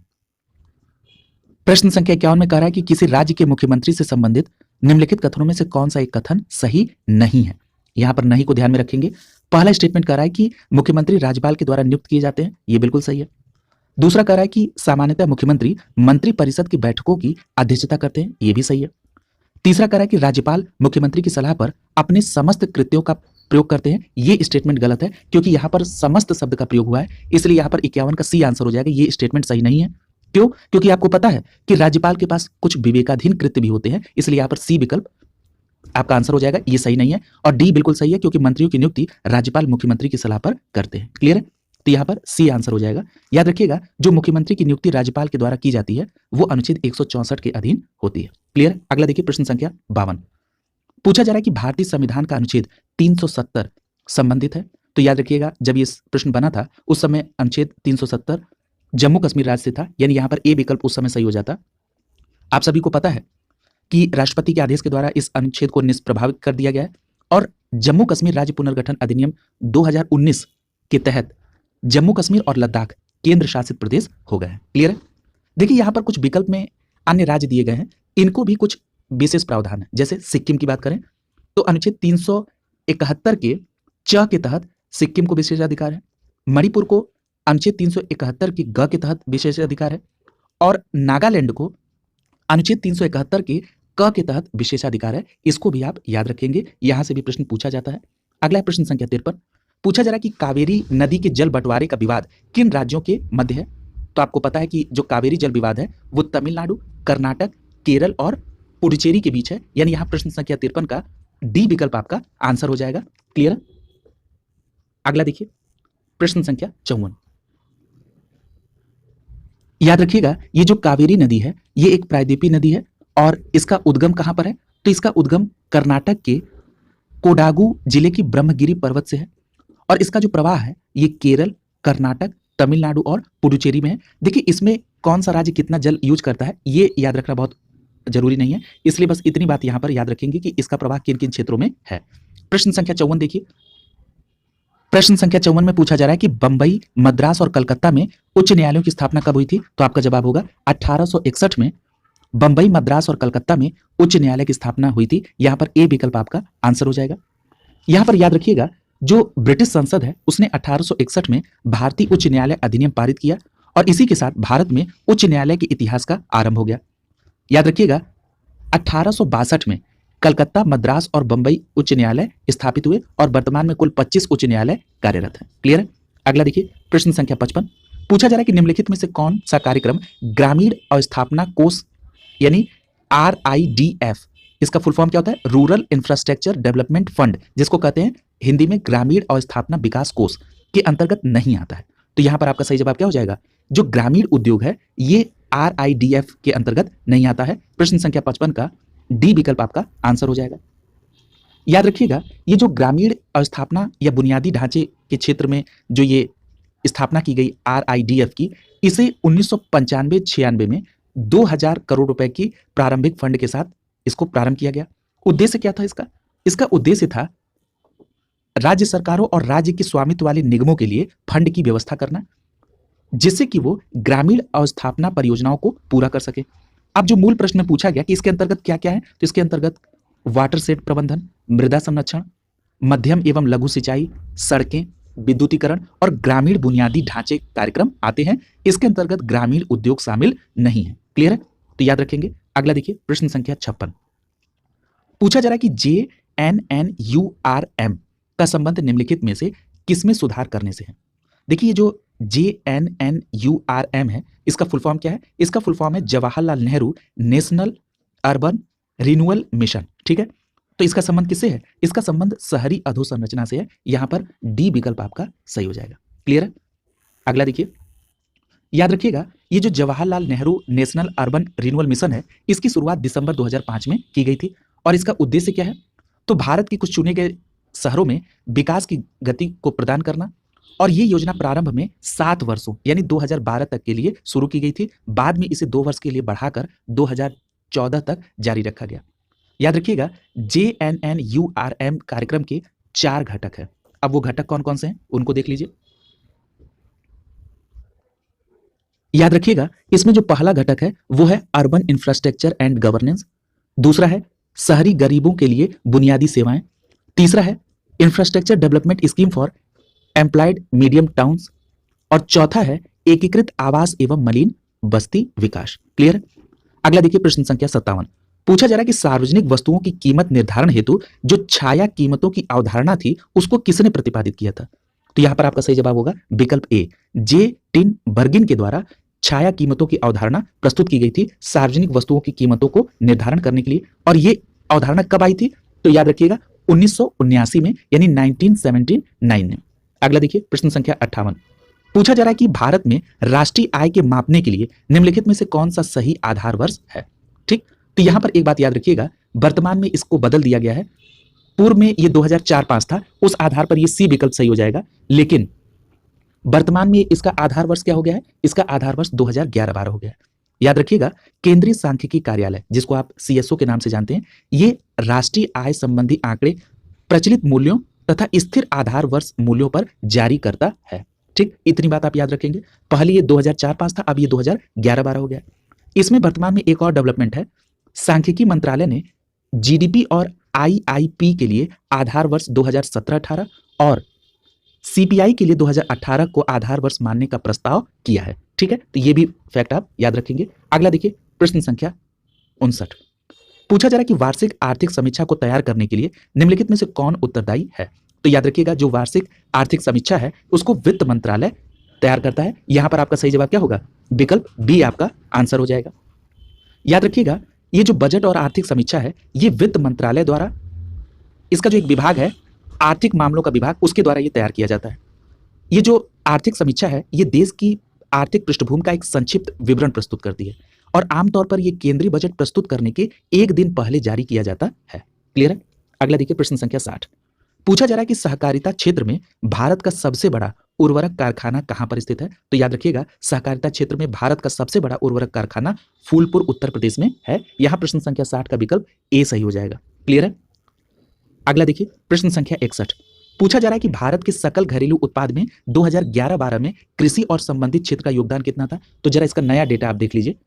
2021-22 की जो आर्थिक समीक्षा है उसके अनुसार वर्तमान कीमतों पर जो सकल मूल्यवर्धन यानी जीवीए है उसमें कृषि और संबद्ध क्षेत्र का कितना प्रतिशत योगदान है? 18.8%।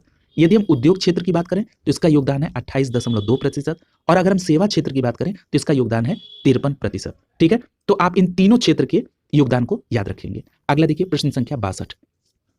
पूछा जा रहा है कि विशेष कृषि एवं ग्राम उद्योग योजना का मुख्य उद्देश्य क्या है। तो आपका सही जवाब क्या हो जाएगा? इसका उद्देश्य है कृषि निर्यात का संवर्धन, यानी यहां प्रश्न संख्या 62 का ए विकल्प आपका आंसर हो जाएगा। क्लियर है? अगला देखिए, याद रखिएगा ये जो कृषि निर्यात संवर्धन के लिए विशेष कृषि एवं ग्राम उद्योग योजना चलाई गई, ये कब शुरू की गई थी? तो याद रखिएगा वित्तीय वर्ष 2004-5 में ये शुरू की गई थी।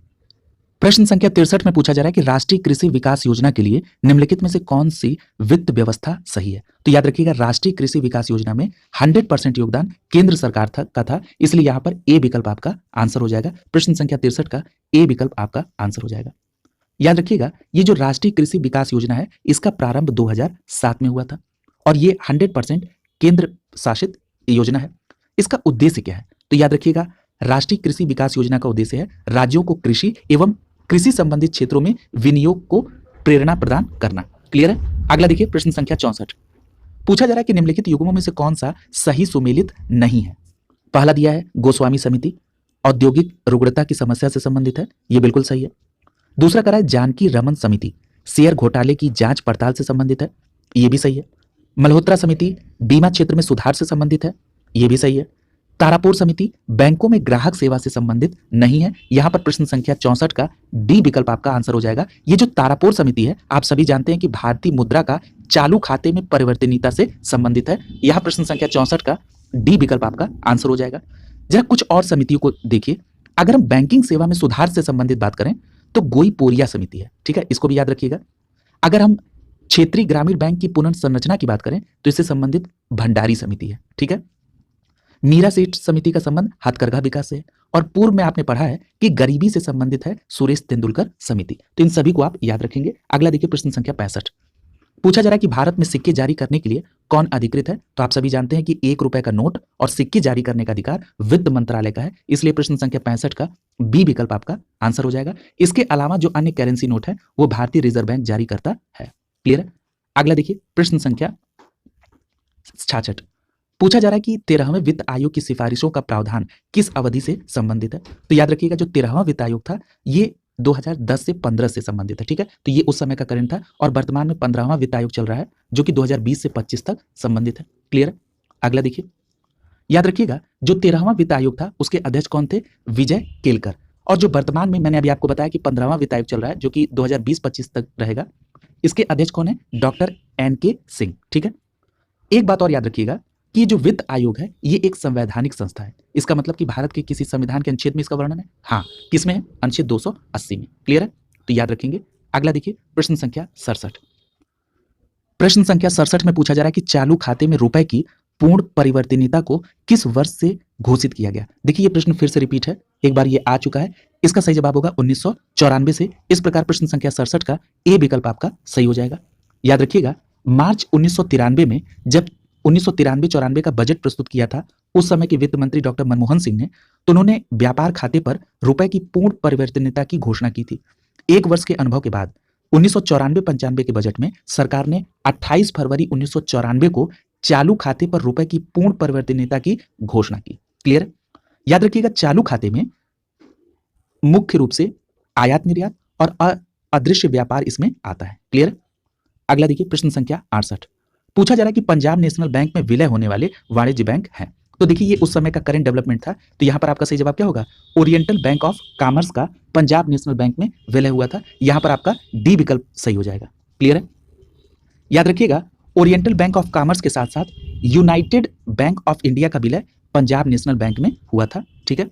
अगला देखिए प्रश्न संख्या 69। पूछा जा रहा है कि निम्नलिखित में से कौन सा देश दक्षिण एशियाई क्षेत्रीय सहयोग संगठन का सदस्य नहीं है? तो यहां पर आपका सही जवाब क्या हो जाएगा? विकल्प सी सही हो जाएगा, कंबोडिया इसमें शामिल नहीं है। क्लियर है? इस प्रकार प्रश्न संख्या 69 का सी विकल्प आपका आंसर हो गया। देखिए ये जो दक्षिण एशियाई क्षेत्रीय सहयोग संघ की बात की जा रही है, इसको शॉर्ट फॉर्म में सार्क कहा जाता है। और इसकी स्थापना कब हुई थी? तो याद रखिएगा 8 दिसंबर 1985 को ढाका में सार्क की स्थापना हुई थी। और उद्देश्य क्या था? आर्थिक और क्षेत्रीय एकीकरण के विकास को बढ़ावा देना। यदि हम पूछें कि दक्षिण एशियाई क्षेत्रीय सहयोग संघ अर्थात सार्क का मुख्यालय कहां पर है, तो आपका जवाब होगा काठमांडू, नेपाल में। याद रखिएगा जब सार्क की स्थापना की गई तो इसमें 7 सदस्य थे, लेकिन 3 अप्रैल 2007 को इसमें अफगानिस्तान ऐड हुआ और इस प्रकार सार्क के सदस्यों की संख्या 8 हो गई। अब इसमें 8 सदस्य कौन कौन से हैं? तो भारत, पाकिस्तान, बांग्लादेश, नेपाल, भूटान, श्रीलंका, मालदीव और अफगानिस्तान। ठीक है, याद रखेंगे। अगला देखिए प्रश्न संख्या 70। प्रश्न संख्या 70 में पूछा जा रहा है कि निम्नलिखित में से किसको ट्रिप्स समझौते में संरक्षण प्रदान करने के लिए सम्मिलित नहीं किया गया है? तो आपका सही जवाब क्या हो जाएगा? विकल्प डी सही हो जाएगा, पौधा उत्पादन। ठीक है, इसे शामिल इसमें नहीं किया गया, डी विकल्प सही हो जाएगा। याद रखिएगा ये 7 बौद्धिक संपदा अधिकार दिए गए हैं। इसमें कौन कौन से हैं जरा इसको देख लीजिए। पहला है कॉपीराइट और इससे संबंधित अधिकार, दूसरा है ट्रेडमार्क, तीसरा है भौगोलिक संकेतक, चौथा है औद्योगिक रूपरेखा, पांचवा है पेटेंट, छठवां है इंटीग्रेटेड सर्किट की रूपरेखा और आठवां है व्यापार संबंधी गुप्त सूचना। ठीक है, तो ये 7 हैं, सॉरी कितने हैं? टोटल 7 बौद्धिक संपदा अधिकार आते हैं। ठीक है, तो याद रखेंगे इसको। अगला है प्रश्न संख्या 71। पूछा जा रहा है कि डंकल का नाम निम्नलिखित में से किससे संबंधित है? तो याद रखिएगा जो डंकल का नाम है ये गैट से संबंधित है। प्रश्न संख्या 71 का बी विकल्प आपका सही हो जाएगा, डंकल का नाम गैट से संबंधित है। याद रखिएगा ये जो आर्थर डंकल हैं ये गैट के अध्यक्ष थे। पहली बात, इन्होंने वर्ष 1989 में उरुग्वे चक्र में विकासशील देशों के विपक्ष में प्रस्ताव पारित किया था। ये जो आर्थर डंकल हैं ये एक स्विस अर्थात पुर्तगाल में जन्मे एक प्रशासक थे। इन्होंने 1980 से 93 के बीच टैरिफ और व्यापार पर सामान्य समझौते किए और इन्हीं की अगुवाई में डंकल ड्राफ्ट को स्वीकार किया गया और विश्व व्यापार संगठन की नींव पड़ी। क्लियर है, याद रखेंगे। अगला देखिए प्रश्न संख्या 72 जो कि साइंस से संबंधित प्रश्न है। पूछा जा रहा है कि निम्नलिखित में से किसे 1500 डिग्री सेल्सियस से अधिक तापमापन हेतु प्रयोग में लाया जाता है? तो आपका सही जवाब क्या होगा? 1500 डिग्री सेल्सियस से अधिक तापमान है, इसलिए यहां पर विकल्प डी सही हो जाएगा, पायरोमीटर। यानी प्रश्न संख्या 72 का डी विकल्प आपका सही हो जाएगा। याद रखिएगा इस पायरोमीटर के द्वारा अति उच्च तापमान को मापा जाता है और इसकी सहायता से अत्यंत दूर स्थित वस्तुओं के तापमान को भी मापा जाता है। अगला है प्रश्न संख्या 73। पूछा जा रहा है कि जल में वायु का एक बुलबुला कार्य करता है किसके जैसा? तो याद रखिएगा ये अवतल लेंस के जैसा कार्य करता है जल में वायु का बुलबुला, इसलिए यहां पर बी विकल्प आपका सही हो जाएगा। प्रश्न संख्या 73 का बी आंसर हो जाएगा। अगला देखिए प्रश्न संख्या 74। पूछा जा रहा है कि टेलीविजन प्रसारण में श्रव्य संकेतकों को प्रेषित करने के लिए प्रयुक्त तकनीक है तो क्या कहलाती है? तो याद रखिएगा उसे आवृत्ति आरोहण कहा जाता है। क्या कहते हैं? आवृत्ति आरोपण। यानी यहां प्रश्न संख्या 74 का सी विकल्प सही हो जाएगा। टेलीविजन प्रसारणों में श्रव्य संकेतकों को प्रेषित करने के लिए जो तकनीक प्रयोग होती है उसको कहते हैं आवृत्ति आरोहण। ठीक है, यानी यहां पर सी विकल्प सही हो जाएगा। अगला देखिए प्रश्न संख्या 75। प्रश्न संख्या 75 में पूछा जा रहा है ट्यूमर संसूचित करने में प्रयुक्त रेडियो समस्थानिक है तो आपका सही जवाब क्या होगा? यहां पर विकल्प ए आपका सही हो जाएगा। जो AS74 है अर्थात आर्सेनिक 74 है ये ट्यूमर संसूचित करने में प्रयुक्त रेडियो समस्थानिक है। यहां प्रश्न संख्या 75 का विकल्प ए आपका आंसर हो जाएगा। याद रखिएगा सबसे पहली बात कि कैंसर क्या होता है? तो कोशिकाओं में जो असामान्य वृद्धि है उसे कैंसर कहा जाता है। जो रेडियोधर्मी पदार्थ रेडियम और प्लूटोनियम होते हैं इसके कारण हड्डियों में कैंसर होता है। क्लियर है? कैंसर से शरीर के किसी भी भाग में दर्द न होने वाला एक पिंड बन जाता है। अगर हम बात करें कैंसर के उपचार की, तो कैंसर का उपचार एंटीबायोटिक्स, एल्केलाइड्स के प्रयोग से, रेडियोधर्मी लेजर किरणों के शल्य चिकित्सा करके या बोन मैरो के प्रत्यारोपण करके इसका इलाज किया जाता है। याद रखिएगा, अभी बात हुई है कि AS74 यानी आर्सेनिक 74 ये ट्यूमर और CO60 अर्थात कोबाल्ट 60 कैंसर में प्रयोग किया जाता है। यानी जो कोबाल्ट 60 है ये कैंसर के उपचार के लिए प्रयोग में आता है। यहां जो अन्य विकल्प दिए गए हैं, जैसे विकल्प सी में देखिए Na24 दिया यानी सोडियम 24, ये क्या करता है, ये परिसंचरण तंत्र में रक्त के थक्के का पता लगाता है। क्लियर है।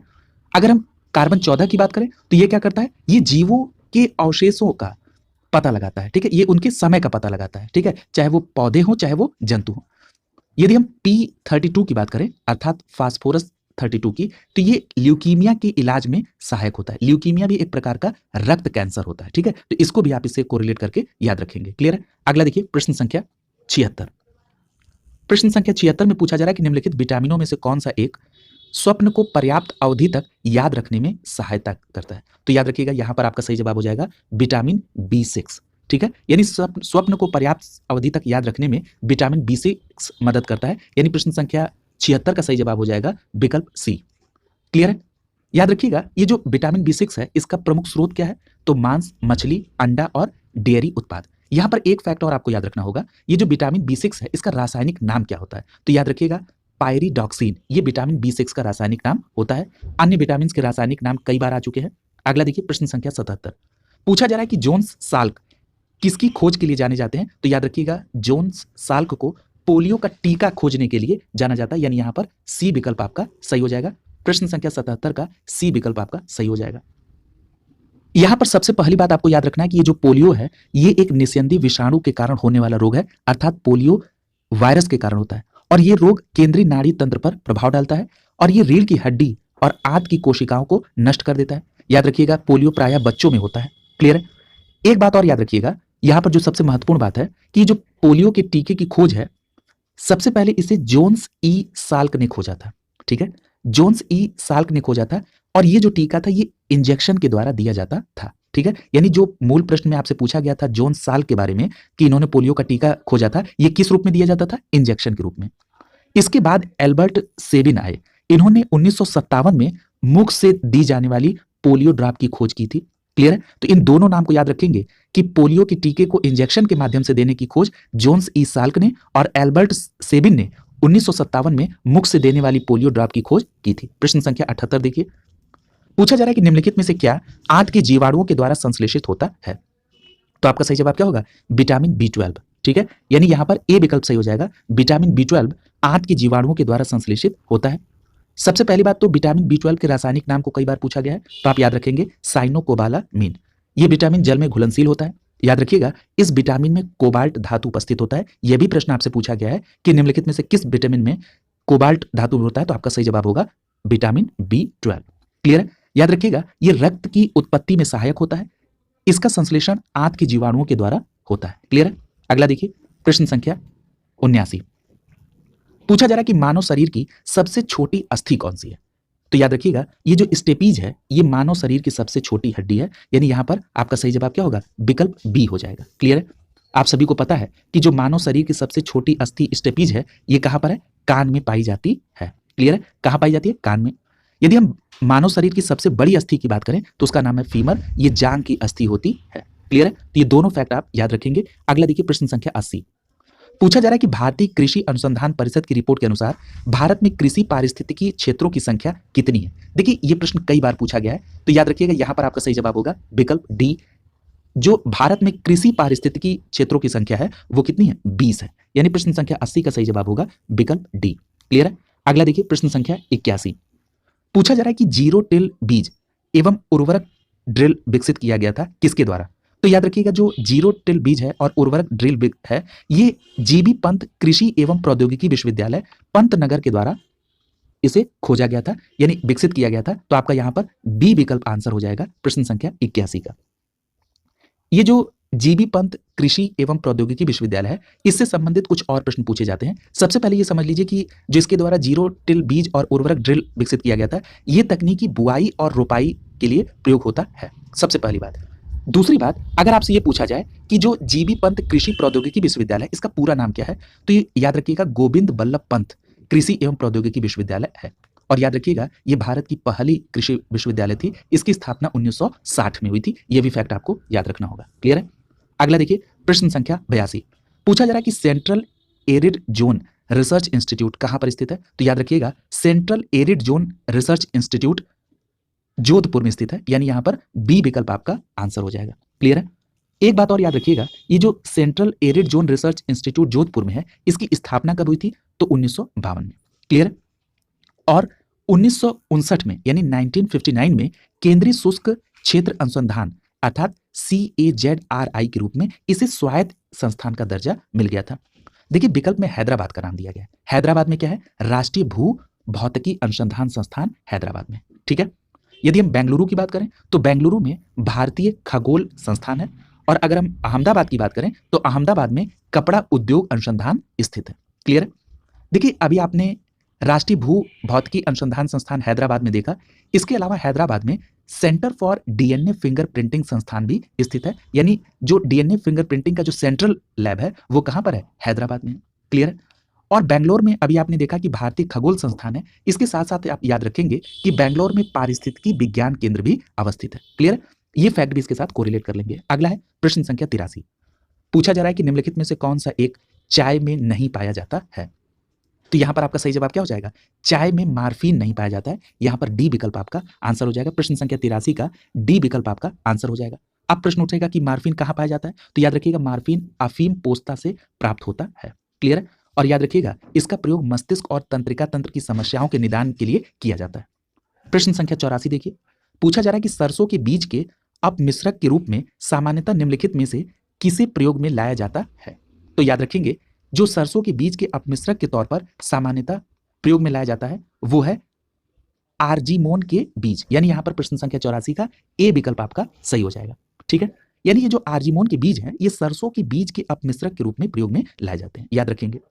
अगला है प्रश्न संख्या 85 पूछा जा रहा है कि मसालों का बागान किस राज्य को कहा जाता है, तो आपका सही जवाब क्या हो जाएगा, विकल्प ए। यह प्रश्न बहुत पॉपुलर है, यानी यहां पर मसालों का बागान केरल राज्य को कहा जाता है। प्रश्न संख्या 85 का ए विकल्प आपका आंसर हो जाएगा।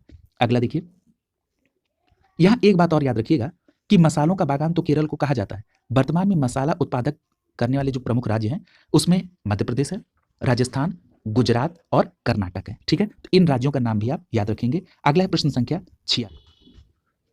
प्रश्न संख्या 86 में पूछा जा रहा है कि नील हरित शैवाल निम्नलिखित में से किस एक फसल की पैदावार बढ़ाने के लिए जैव उर्वरक के रूप में कार्य करते हैं, तो आपका सही जवाब होगा धान की फसल की पैदावार बढ़ाने के लिए नील हरित शैवाल जैव उर्वरक के रूप में कार्य करते हैं। प्रश्न संख्या 86 का विकल्प बी आपका आंसर हो जाएगा। याद रखिएगा रासायनिक उर्वरकों के अलावा शैवाल और जीवाणु की कुछ प्रजातियां वायुमंडलीय नाइट्रोजन का स्थिरीकरण करके पौधे तथा मृदा को प्रदान करती हैं। अर्थात आप ये कह सकते हैं कि ये रासायनिक उर्वरक के अलावा नाइट्रोजन स्थिरीकरण का भी काम करती हैं, जिससे कि फसलों की उत्पादकता बढ़ती है। क्लियर है? अगला देखिए प्रश्न संख्या 87 पूछा जा रहा है कि निम्नलिखित में से कौन सा हरित ईंधन का स्रोत है, तो आपका सही जवाब क्या हो जाएगा, ये जो करंज है ये हरित ईंधन का स्रोत है, इसलिए यहां पर प्रश्न संख्या 87 का सही जवाब होगा विकल्प बी। क्लियर है? याद रखेंगे ये जो करंज है ये तो हरित ईंधन का स्रोत है, इसके अलावा इसमें औषधि गुण भी पाया जाता है। अब इसके कारण क्या होता है, गंजेपन की समस्या, आंखों या दांतों में के रोग, कुष्ठ रोग, पेट की बीमारी या बवासीर जैसे रोगों में करंज से लाभ मिलता है। ठीक है? तो ये भी फैक्ट याद रखेंगे कि करंज एक हरित ईंधन भी है और ये औषधि गुण से संपन्न भी है। अगला देखिए प्रश्न संख्या 88 पूछा जा रहा है कि भारत का 20वां परमाणु बिजली घर कौन सा है, तो आपका सही जवाब क्या हो जाएगा, कैगा कर्नाटक में भारत का 20वां परमाणु बिजली घर है, यानी यहां पर सी विकल्प आपका सही हो जाएगा। क्लियर है? अब जरा इससे संबंधित कुछ फैक्ट जान लीजिए। याद रखिएगा भारत में परमाणु संयंत्रों की जो वर्तमान संख्या है वो हो गई है 22। ठीक है? इसमें जो पहला परमाणु बिजली घर था ये अक्टूबर 1969 में तारापुर महाराष्ट्र में लगाया गया। क्लियर है?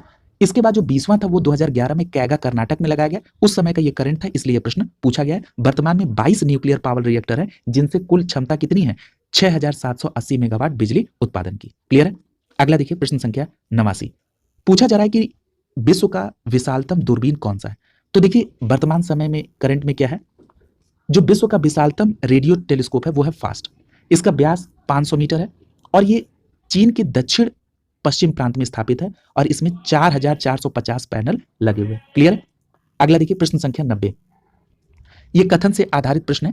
पहला कथन कहा जा रहा है कि अमेरिकी एजेंसी नासा ने अपनी स्वप्निल मशीन मंगल विज्ञान प्रयोगशाला यानी क्यूरियोसिटी रोवर का प्रक्षेपण किया है जो मंगल ग्रह पर जीवन की संभावनाओं का अध्ययन करेगा। तो ये पहला स्टेटमेंट बिल्कुल सही है। दूसरा कह रहा है कि क्यूरियोसिटी रोवर सौर ऊर्जा से संचालित होगा। ये गलत है। याद रखिएगा ये जो क्यूरियोसिटी रोवर है ये मंगल पर रेडियो आइसोटोप जनरेटर से ये बिजली प्राप्त करेगा। याद रखिएगा इसमें ईंधन के रूप में प्लूटोनियम 238 का इस्तेमाल किया जा रहा है। ठीक है, तो इस आधार पर यहां दूसरा स्टेटमेंट गलत हो गया। तीसरा कह रहा है कि रोवर में विशेष रसायन विज्ञान की और कैमरा की युक्ति है जो मंगल की सतह पर उपस्थित पदार्थ को माइक्रो स्तर पर उपस्थित तत्व की पहचान कर सकेगा। तो ये भी तीसरा स्टेटमेंट सही है। यानी यहां पर पहला और दूसरा दोनों स्टेटमेंट सही है। यहां पर दूसरा स्टेटमेंट नहीं सही है जिसको मैंने अभी आपको एक्सप्लेन भी कर दिया। तो यहां पर आपका सही जवाब क्या हो जाएगा? विकल्प डी सही हो जाएगा। पहला और तीसरा स्टेटमेंट सही है। क्लियर है? और इसे 2011 में प्रक्षेपित किया गया था। ये उस समय का करंट से संबंधित प्रश्न है। अगला है प्रश्न संख्या 91। पूछा जा रहा है कि पनडुब्बी चालित प्रक्षेपित प्रक्षेपास्त्र SLBM के बारे में क्या कथन है। तो देखिए ये भी उस समय का करंट से संबंधित प्रश्न है। आइए इसके एक्सप्लेनेशन वाले पार्ट को ही देख लेते हैं। याद रखिएगा समुद्र के भीतर मार कर सकने वाली नई मिसाइल जिसका नाम क्या है? सागरिका K-15B05 इसका सफल परीक्षण संपन्न हुआ। 10 मीटर लंबी इस SLBM की मारक क्षमता 700 किलोमीटर है। याद रखिएगा DRDO ने सागरिका का 27 जनवरी 2013 को एक और परीक्षण किया और उसके बाद 11 से 12 अगस्त 2018 को इस मिसाइल का 3 बार सफलतापूर्वक परीक्षण किया गया। ठीक है, तो ये उस समय का करंट से संबंधित था, लेकिन कुछ बेसिक बातें जो है वो आपको ध्यान में रखनी चाहिए। क्लियर है? अगला देखिए प्रश्न संख्या 92।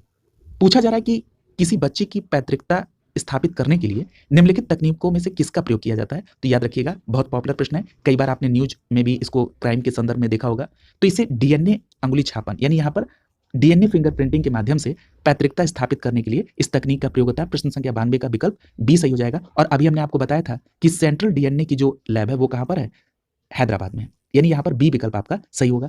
एक बात और याद रखिएगा ये जो DNA फिंगरप्रिंटिंग की जो तकनीकी है ये इसकी खोज किसने की थी? तो याद रखिएगा सर एलेक जेफरी ने की थी। ठीक है, तो ये भी आपको याद रखना होगा, सर एलेक जेफरी का नाम DNA फिंगरप्रिंट के लिए। ठीक है, अगला देखिए प्रश्न संख्या 93। पूछा जा रहा है कि सूचना प्रौद्योगिकी की शब्दावली जिसे उपयोगकर्ता के ईमेल का पता लगाने के लिए प्रयुक्त की जाती है वो क्या है? तो आपका सही जवाब क्या होगा? फिंगर। ठीक है, यानी यहां पर विकल्प सी सही हो जाएगा। क्लियर है? प्रश्न संख्या 93 का सी विकल्प यहां पर सही हो जाएगा। ठीक है, जो सूचना प्रौद्योगिकी में जो फिंगर शब्दावली है इससे उपयोगकर्ता के ईमेल का पता लगाया जा सकता है। प्रश्न संख्या 94।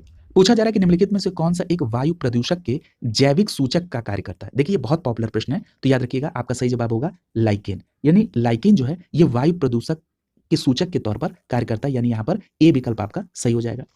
अब जरा लाइकेन को ये समझ लीजिए कि लाइकेन जो है ये थैलोफाइटा प्रकार की वनस्पति है, पहली बात। और ये जो लाइकेन है ये कवक और शैवाल दोनों के मिलकर बनती है। लाइकेन मृदा निर्माण की प्रक्रिया में सहायक होते हैं, पहली बात। दूसरी बात कि कई लाइकेन ऐसे हैं जो खाद्य पदार्थ के रूप में भी प्रयोग में लाए जाते हैं। तीसरी बात जो मूल प्रश्न में पूछी गई थी कि वायु प्रदूषक के जैविक सूचक के तौर पे लाइकेन काम करते हैं। याद रखिएगा जहां पर वायु प्रदूषण बढ़ जाता है वहां पर लाइकेन मृत हो जाते हैं। इससे यह पता चल जाता है कि इस क्षेत्र में वायु प्रदूषण बढ़ा है। अगला है प्रश्न संख्या 95। स्टेटमेंट टाइप का प्रश्न है। पूछा जा रहा है कि मोबाइल और ऑटोमोबाइल ने भारतीय विशेष रूप से ग्रामीण क्षेत्रों के लोगों के सामाजिक जीवन में निम्नलिखित में से किस प्रकार से एक क्रांति ला दी है। पहला कह रहा है कि लोगों के आवागमन के संबंध में, बिल्कुल सही बात है। लोगों के जुड़ाव के संबंध में, बिल्कुल सही बात है। लोगों की संवेदनशीलता के संबंध में, यह भी सही है। यानी यहां पर आप देख रहे हैं प्रश्न संख्या 95 का तीनों विकल्प ऐसे हैं जो मोबाइल और ऑटोमोबाइल के क्षेत्र में ग्रामीण इलाकों में एक क्रांति के तौर पर लाए गए, इसलिए यहां पर डी विकल्प आपका आंसर हो जाएगा। अगला देखिए प्रश्न संख्या 96। पूछा जा रहा है कि निम्नलिखित ईंधनों में से कौन सा न्यूनतम पर्यावरणीय प्रदूषण उत्पन्न करता है। यह भी प्रश्न बहुत पूछा जा रहा है, तो यहां पर आपका सही जवाब होगा विकल्प सी। जो हाइड्रोजन है ईंधन ये न्यूनतम पर्यावरण प्रदूषण उत्पन्न करता है। सी विकल्प यहां पर आपका सही हो जाएगा। याद रखिएगा हाइड्रोजन के जलने से जल प्राप्त होता है, ठीक है, जो प्रदूषण रहित है और हाइड्रोजन सबसे हल्का तत्व होता है। अगला देखिए प्रश्न संख्या 97। ये यूपी स्पेशल से संबंधित प्रश्न स्टार्ट हो गए हैं। पूछा जा रहा है कि उत्तर प्रदेश में आलू निर्यात जोन स्थित है, कहां पर?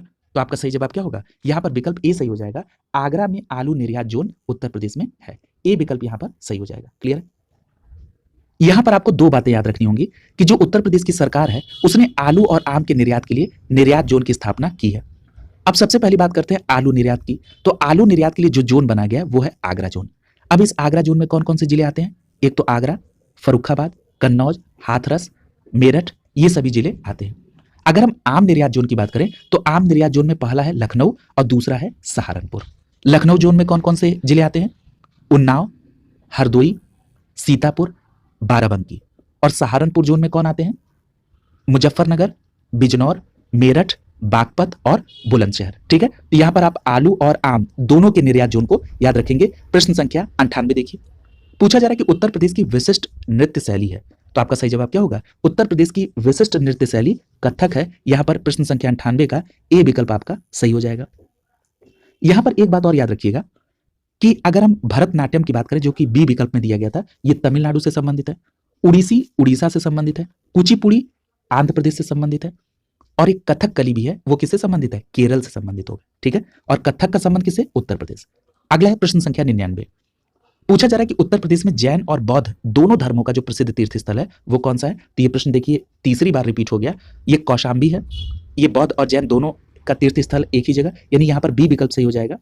अगला देखिए प्रश्न संख्या 100, पूछा जा रहा है कि ढोला लोकगीत लोकप्रिय है किस क्षेत्र में? तो याद रखिएगा ये जो ढोला लोकगीत है ये आगरा मेरठ क्षेत्र में लोकप्रिय है। प्रश्न संख्या 100 का यहाँ पर ए विकल्प आपका आंसर हो जाएगा। याद रखिएगा ये जो उत्तर प्रदेश में ढोला और रागिनी है, इन दोनों को याद रखेंगे। इनका प्रचलन पश्चिमी क्षेत्र में यानी आगरा और मेरठ के इलाके में। ये जो आल्हा की बात हम कर रहे हैं ये पूरे प्रदेश में है, लेकिन अगर विशेष तौर पर पूछा जाए तो बुंदेलखंड के इलाके में गाया जाता है। और याद रखिएगा ये जो आल्हा है ये बीर रस में गाया जाता है। क्लियर है? इस लोकगीत में कहानी के माध्यम से ढोला और मारू के चरित्र का वर्णन किया गया। ठीक है, तो ये भी बात आप याद रखेंगे। अगला देखिए प्रश्न संख्या 101, पूछा जा रहा है कि निम्नलिखित में से कौन सा सही सुमेलित नहीं है? पहला दिया गया उत्तर प्रदेश का सबसे पुराना विश्वविद्यालय इलाहाबाद विश्वविद्यालय, ये बिल्कुल सही है। दूसरा कह रहा है कि नौचंदी मेला जो है मेरठ में लगता है, ये भी सही है। तीसरा कह रहा है कि भारत कला भवन वाराणसी में है, ये भी सही है और ये प्रश्न बहुत बार पूछा गया है। चौरसिया नृत्य को बता रहा है कि गोरखपुर क्षेत्र में होता है, ये गलत है। याद रखिएगा ये जो चौरसिया नृत्य है ये जौनपुर में होता है। ठीक है, यानी यहां पर विकल्प डी आपका आंसर हो जाएगा।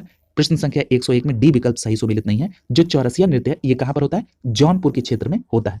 और एक बात और याद रखिएगा, जौनपुर क्षेत्र में कहारों के द्वारा ये चौरसिया नृत्य होता है। प्रश्न संख्या 102 देखिए, पूछ रहा है कि निम्नलिखित में से कौन सा सही सुमेलित नहीं है? पहला दिया कि स्कूटर इंडिया लिमिटेड कहां पर है? लखनऊ में, सही है। मॉडर्न बेकरीज कानपुर में, ये भी सही है। सीमेंट कारखाना बरेली, ये गलत है।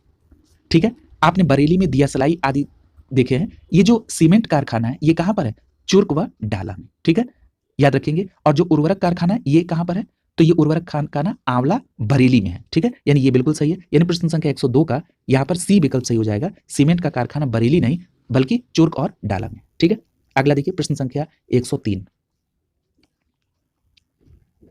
पूछा जा रहा है कि उत्तर प्रदेश में निर्यात के लिए सॉफ्टवेयर पार्क कहां स्थापित किए गए हैं? तो आपका सही जवाब क्या होगा? सॉफ्टवेयर पार्क नोएडा और आगरा में स्टैब्लिश है, यानी यहां पर एक प्रश्न संख्या 103 का सी विकल्प आपका आंसर हो जाएगा। क्लियर है? अगला देखिए प्रश्न संख्या 104, यहां पर देखिए आपको सूची को सुमेलित करना है। पार्क के नाम है और दूसरी तरफ जिले के नाम है, उससे आपको सुमेलित करना है। पहला दिया गया है अपारेल पार्क। ये जो अपारेल पार्क है ये कहां पर है? कानपुर में, यानी आप ए को तीसरे से सुमेलित करेंगे। यदि हम बायोटेक्नोलॉजी पार्क की बात करें तो ये कहां पर है? तो ये लखनऊ में है, यानी आप बी को चौथे के साथ कोरिलेट करेंगे। यदि हम एग्रो प्रोसेसिंग जोन की बात करें तो ये कहां पर है? ये सहारनपुर में है, यानी आप सी को दूसरे के साथ। यदि लेदर टेक्नोलॉजी पार्क की बात करें तो लेदर टेक्नोलॉजी पार्क उन्नाव में है, इसलिए डी को पहले के साथ सुमेलित करेंगे, जो आपका कूट बनेगा 3 4 2 1। इस प्रकार प्रश्न संख्या 104 का ए विकल्प आपका आंसर हो जाएगा। क्लियर है? अगला देखिए प्रश्न संख्या 105, यहां पर भी आपको सूची सुमेलित करनी है। एक तरफ उत्तर प्रदेश की ऐतिहासिक इमारत है, दूसरे तरफ उनसे संबंधित स्थान है कि वो किस स्थान पर वो इमारत है। पहला दिया गया है 84 गुंबद, कई बार ये प्रश्न पूछा गया है, तो याद रखिएगा 84 गुंबद जालौन में है, यानी ए को आप किससे कोरिलेट कर देंगे? चौथे के साथ। यदि हम जामा मस्जिद की बात करें तो जामा मस्जिद कहां पर है? तो ये मुरादाबाद में आप कोरिलेट कर देंगे, बी का तीसरा। यदि हम बौद्ध स्तूप की बात करें तो ये कहां पर है? तो कुशीनगर में, तो आप सी को दूसरे के साथ कोरिलेट कर देंगे। यदि हम बात करें कामदगिरी पर्वत की, तो कामदगिरी पर्वत कहां पर है? तो याद रखिएगा चित्रकूट में है, इसलिए आप डी को पहले के साथ सुमेलित कर देंगे, तो आपका कूट क्या बन रहा है? 4 3 2 1 का। इस प्रकार यहां पर सी विकल्प आपका प्रश्न संख्या 105 का सही हो जाएगा, यानी प्रश्न संख्या 105 में सी विकल्प आपका आंसर होगा। प्रश्न संख्या 106 देखिए, पूछा जा रहा है कि निम्नलिखित युग्मों में से कौन सा सही सुमेलित नहीं है। दिया गया है लाल बहादुर शास्त्री गन्ना विकास संस्थान, और लिखा क्या है कि ये मेरठ में। ये गलत है। क्यों? क्योंकि लाल बहादुर शास्त्री जो गन्ना विकास संस्थान है ये मेरठ में नहीं, लखनऊ में है। ठीक है, यानी प्रश्न संख्या 106 का ए विकल्प आपका आंसर हो जाएगा। पिकअप भवन कहां पर है? लखनऊ, एकदम सही है। राज्य चर्म विकास एवं विपणन निगम लिमिटेड, ये कहां पर है? आगरा में। और यूपीएफसी यानी उत्तर प्रदेश वित्तीय निगम का मुख्यालय कहां पर है? तो कानपुर में। ये सभी सही है। एक बात याद रखेंगे कि लाल बहादुर शास्त्री गन्ना विकास संस्थान लखनऊ में है, इसलिए यहां पर ए विकल्प आपका आंसर हो जाएगा। अगला प्रश्न देखिए। देखिए अगला प्रश्न रीजनिंग से संबंधित है। प्रश्न संख्या 107 में पूछा जा रहा है कि अगर हम अब्सेंट के लिए ये कूट रख रहे हैं तो प्रेजेंट का कूट क्या होगा। तो देखिए यहां सबसे पहले आपको ये पता करना होगा कि ये जो कूट बनाया गया ये किस मेथड से बनाया गया, यानी ए कैसे जेड बना। तो आपको पता है कि ए का अपोजिट जेड होता है, यानी एक आभास आपको क्लियर हो गया कि यहां पर अपोजिट चल रहा है। इसके अलावा एक मेथड और है, यदि आप ऊपर सबकी नंबरिंग कर दीजिए तो आपने देखा कि ए का कितना होता है 1 और जेड का कितना होता है 26, दोनों जुड़ा तो कितना हो गया 27, और आपको पता है कि अपोजिट आपस में जुड़ते हैं तो 27 कर देते हैं। इसी प्रकार आपने देखा कि बी का होता है 2 और वाई का होता है 25, तो बी और वाई यानी 2 और 25 27 हो गया। यानी यहां पर कर क्या रहा है? अपोजिट किया जा रहा है। अब शुरू कर दीजिए प्रेजेंट के साथ। प्रेजेंट में पी का कितना होता है 16, तो 16 को 27 करने के लिए कितना ऐड करना पड़ेगा 11, और 11 किसका होता है? तो 11 होता है के का। तो यानी सबसे पहले क्या मिल गया? के। दूसरा है आर, आर का कितना होता है? आर का होता है 18। अब 18 को 27 करने के लिए कितना ऐड करना पड़ेगा? 9 ऐड करना पड़ेगा। 9 किसका होता है? आई का, तो के के बाद हो गया आई। अगला है ई, ई का कितना होता है? ई का होता है 5, तो इसको 27 करने के लिए 22 जोड़ना पड़ेगा। 22 किसका होता है? 22 होता है वी का, तो के आई वी। अब ऑप्शन पे भी आप पैनी नजर रखिए, यहाँ पर सी विकल्प आपका सही हो रहा है और कोई विकल्प इसको फॉलो नहीं कर रहा है, इसलिए यहाँ पर आप सी विकल्प सही करके अगले प्रश्न की तरफ बढ़ जाएंगे। 107 का यहाँ पर सी विकल्प सही हो जाएगा। क्लियर है? प्रश्न संख्या 108 में एक सीरीज दी गई है, इसमें आपको एक्स और वाई का मान फाइंड आउट करना है। तो आपको ये पता करना है ये जो सीरीज चल रही है ये क्या ऐड हो रहा है, क्या सीरीज बन रही है। तो आइए इसके एक्सप्लेनेशन वाले पार्ट से इसको क्लियर कराते हैं। देखिए यहाँ पर 1 से 3 हुआ तो 2 जुड़ रहा है, फिर 3 से 7 हुआ तो 4 जुड़ रहा है, 7 से 15 हुआ तो 8 जुड़ रहा है। यानी जो ये बढ़ रहा है ये 2 के टेबल में के फॉर्मेट में बढ़ रहा है। 2 दूनी का 4, दूनी का 8, दूनी का 16, दूनी का 32। तो यहाँ पर आपको x का मान क्या मिला 15 और y का मान क्या मिला 63। इस प्रकार यहाँ पर डी विकल्प आपका आंसर हो गया। क्लियर है? तो आपको ये पता करना पड़ता है कि ये जो सीरीज चल रही है किस पैटर्न को फॉलो कर रही है। क्लियर है? आसान प्रश्न है। प्रश्न संख्या 109 देखिए। पूछा जा रहा है कि 500 व्यक्तियों के एक समूह में 300 व्यक्ति केवल हिंदी बोल सकते हैं। क्लियर है? और कह रहा है कि 120 जो है वो केवल अंग्रेजी बोल सकते हैं, और हिंदी और अंग्रेजी दोनों बोलने वाले व्यक्तियों की संख्या कितनी होगी। क्लियर है? तो देखिए यहां पर एकदम सीधी सीधी बात है। अगर मान लीजिए कि 500 टोटल है, उसमें 300 ऐसे लोग हैं जो केवल हिंदी बोलते हैं और 120 ऐसे हैं जो केवल अंग्रेजी बोलते हैं, और आपसे पूछ रहा है कि दोनों बोलने वालों की संख्या कितनी है। तो अगर हम 300 और 120 को जोड़ दें तो 420 हो गया, और 420 को 500 में से माइनस कर दें तो कितना बचा 80। यानी 80 लोग ऐसे हैं जो दोनों लैंग्वेज बोल सकते हैं। यानी 109 का यहाँ पर बी विकल्प आपका आंसर हो जाएगा। क्लियर है? अगला देखिए प्रश्न संख्या 110। प्रश्न संख्या 110 में पूछा जा रहा है कि ए बी से 5 वर्ष छोटा है और बी की आयु सी की आयु से 3 गुनी है। यदि सी की आयु 4 वर्ष पूर्व 10 वर्ष थी तो ए की आयु 6 वर्ष बाद कितनी होगी। देखिए ये सेम प्रश्न रिपीट किया गया है, ये कराया जा चुका है। देखिए यहां पर ये लाइन सबसे महत्वपूर्ण है क्योंकि यहां से आपको एक एग्जैक्ट वैल्यू मिल रही है कि सी की आयु 4 वर्ष पूर्व 10 वर्ष थी, यानी सी की आयु वर्तमान में क्या हो गई 14 वर्ष हो गई। आइए इसके एक्सप्लेनेशन वाले पार्ट से आपको बताएंगे तो और आसान होगा आपको। तो आपको ये बात पता चल गई कि जो सी की वर्तमान आयु है वो कितनी है 14 वर्ष है। क्लियर है? अब चलिए सी से किसका निकाला जा रहा है, कह रहा है कि बी की आयु सी की 3 गुनी है, तो बी की आयु सी की 3 गुनी है, यानी कि सी की कितनी 14, तो 14 में 3 का गुणा करेंगे तो कितना हो जाएगा 42। तो ये 42 किसकी आयु हो गई, बी की आयु हो गई। क्लियर? फिर कहा जा रहा है कि ए जो है बी से 5 वर्ष छोटा है, तो बी की आयु 42 निकली है, 5 घटा दीजिए कितना बड़ा 37, तो ये ए की आयु हो गई। अब मूल प्रश्न में पूछ क्या रहा है कि ए की आयु 6 वर्ष बाद कितनी होगी, तो वर्तमान में तो 37 निकल गई, तो 6 वर्ष बाद कितनी हो जाएगी 43 हो जाएगी। यही 43 आंसर हो जाएगा, बी विकल्प आपका सही हो जाएगा। अगला देखिए प्रश्न संख्या 111 में यहां पर जो क्वेश्चन मार्क है वहां पर क्या संख्या होगी ये फाइंड आउट करना है। देखिए सबसे पहले ये पता करना होगा कि सीरीज जो है वो क्या चल रही है। तो आपको ये देखना है कि ये 3 से 5 कैसे हुआ। तो देखिए एक मेथड है कि 3 में यदि हम 2 का गुणा करें और 1 घटा दें तो 5 आ जाएगा, यानी 3 दूनी का 6 माइनस 1 बराबर 5। अब 5 से 8 कैसे आया, तो आप देख रहे हैं 5 में 2 का गुणा करें तो 10, और अगर 2 घटा दें तो 8 आ जाएगा, यानी जो घटा रहे हैं वो अब बढ़ रहा है। अब यहां देखिए 8 दूनी का 16 और 16 में से 3 गया तो 13, फिर 16 13 दूनी का 26, 26 में से 4 गया तो 22। इसी प्रकार अब 22 दूनी का 44 और 44 में से अब क्या आप घटाएंगे, 5 घटाएंगे तो कितना आ जाएगा, 39। ठीक है, यानी आपका सही जवाब क्या हो जाएगा, विकल्प बी सही हो जाएगा। प्रश्न संख्या 111 का बी विकल्प आपका आंसर हो जाएगा।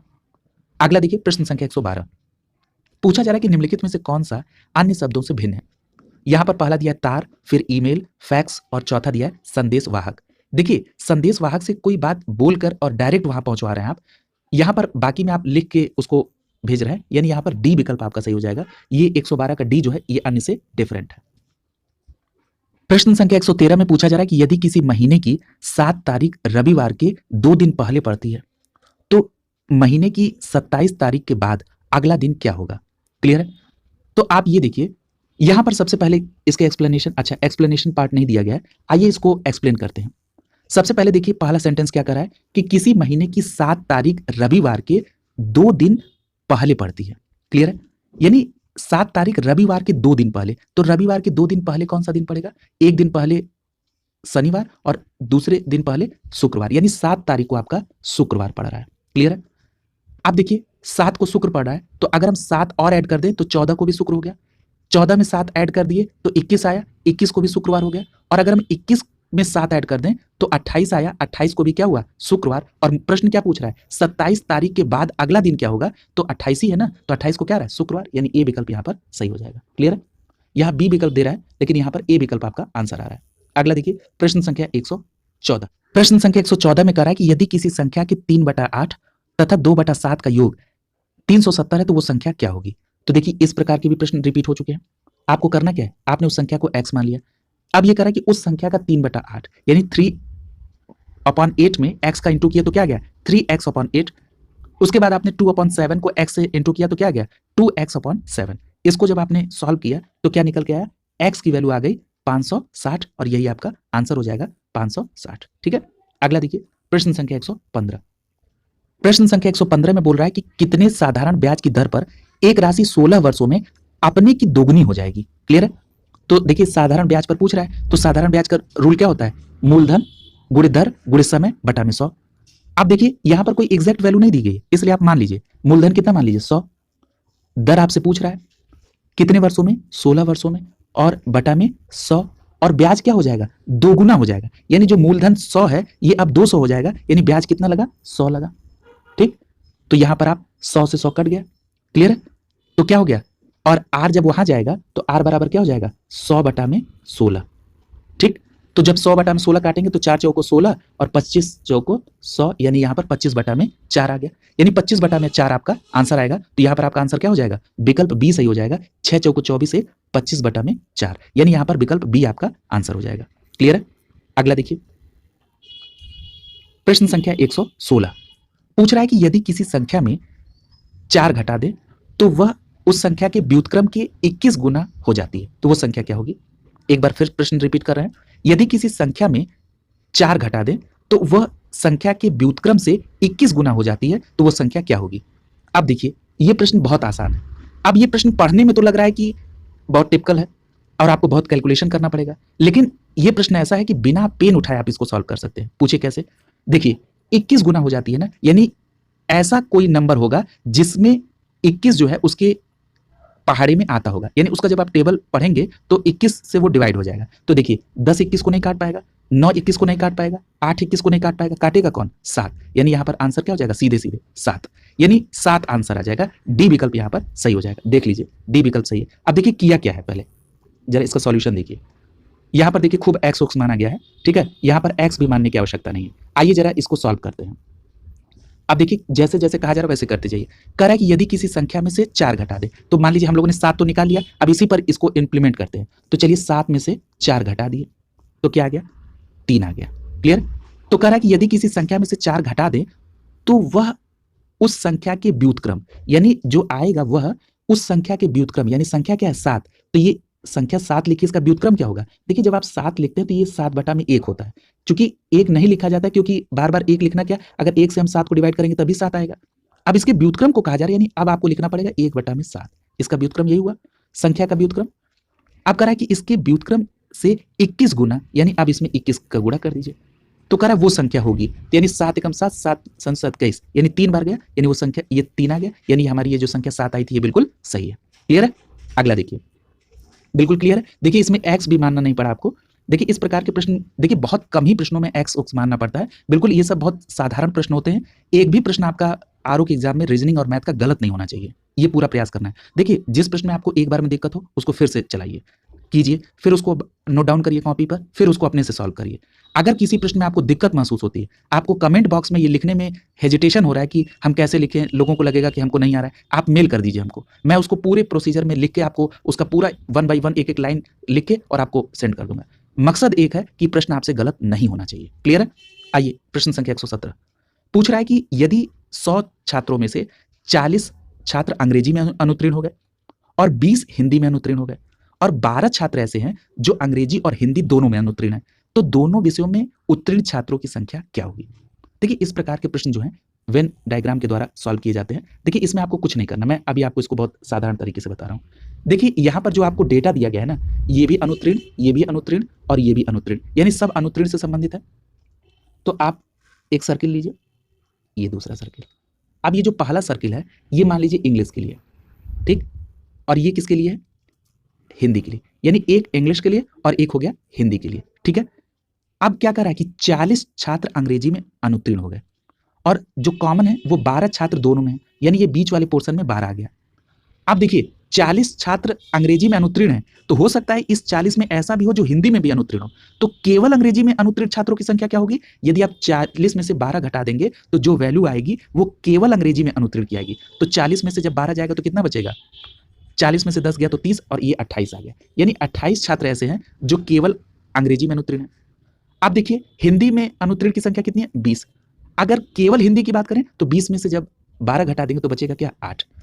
यानी अब यहां पर 8 केवल हिंदी में अनुत्तीर्ण है, 28 केवल अंग्रेजी में अनुत्तीर्ण है और 12 दोनों में। अब तीनों को जोड़ दीजिए और 100 में से अब माइनस कर दीजिए, वही दोनों विषय में उत्तीर्ण छात्र होंगे। तो देखिए 12 और 8 20, 20 और 20 40, 40 और 8 48, इनका टोटल आ गया 48।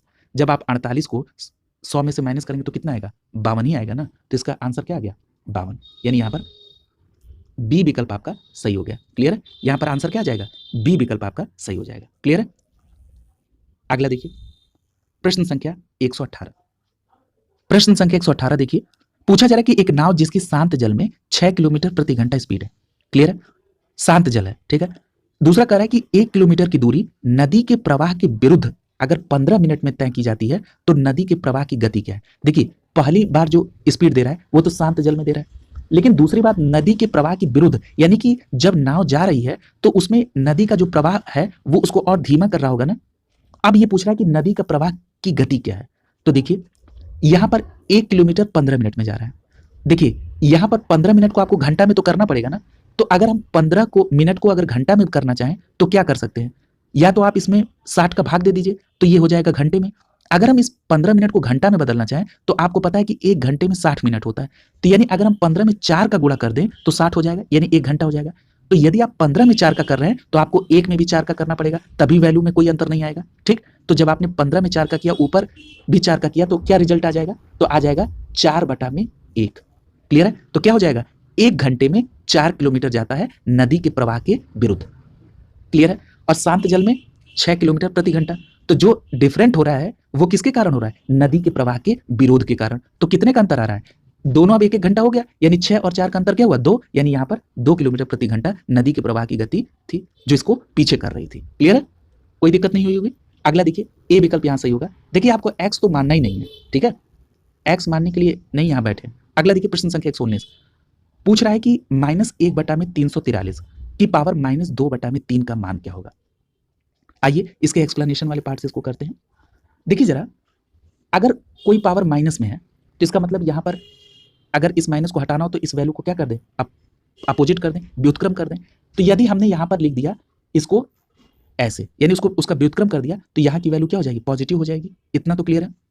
अब आप देख रहे हैं 2/3 है, तो यानी हम इसको ऐसे सेट करें कि इसकी पावर 3 हो जाए, तो आगे जाके 3 से 3 क्रॉस हो जाएगा, कट जाएगा। तो यहाँ पर देख रहे हैं 7 की पावर 3 होती है 343, तो आपने लिख दिया 7 की पावर 3 और उसके बाद उसकी पावर होल की पावर 2/3। तो यहाँ 3 से 3 कट गया, तो क्या बचा?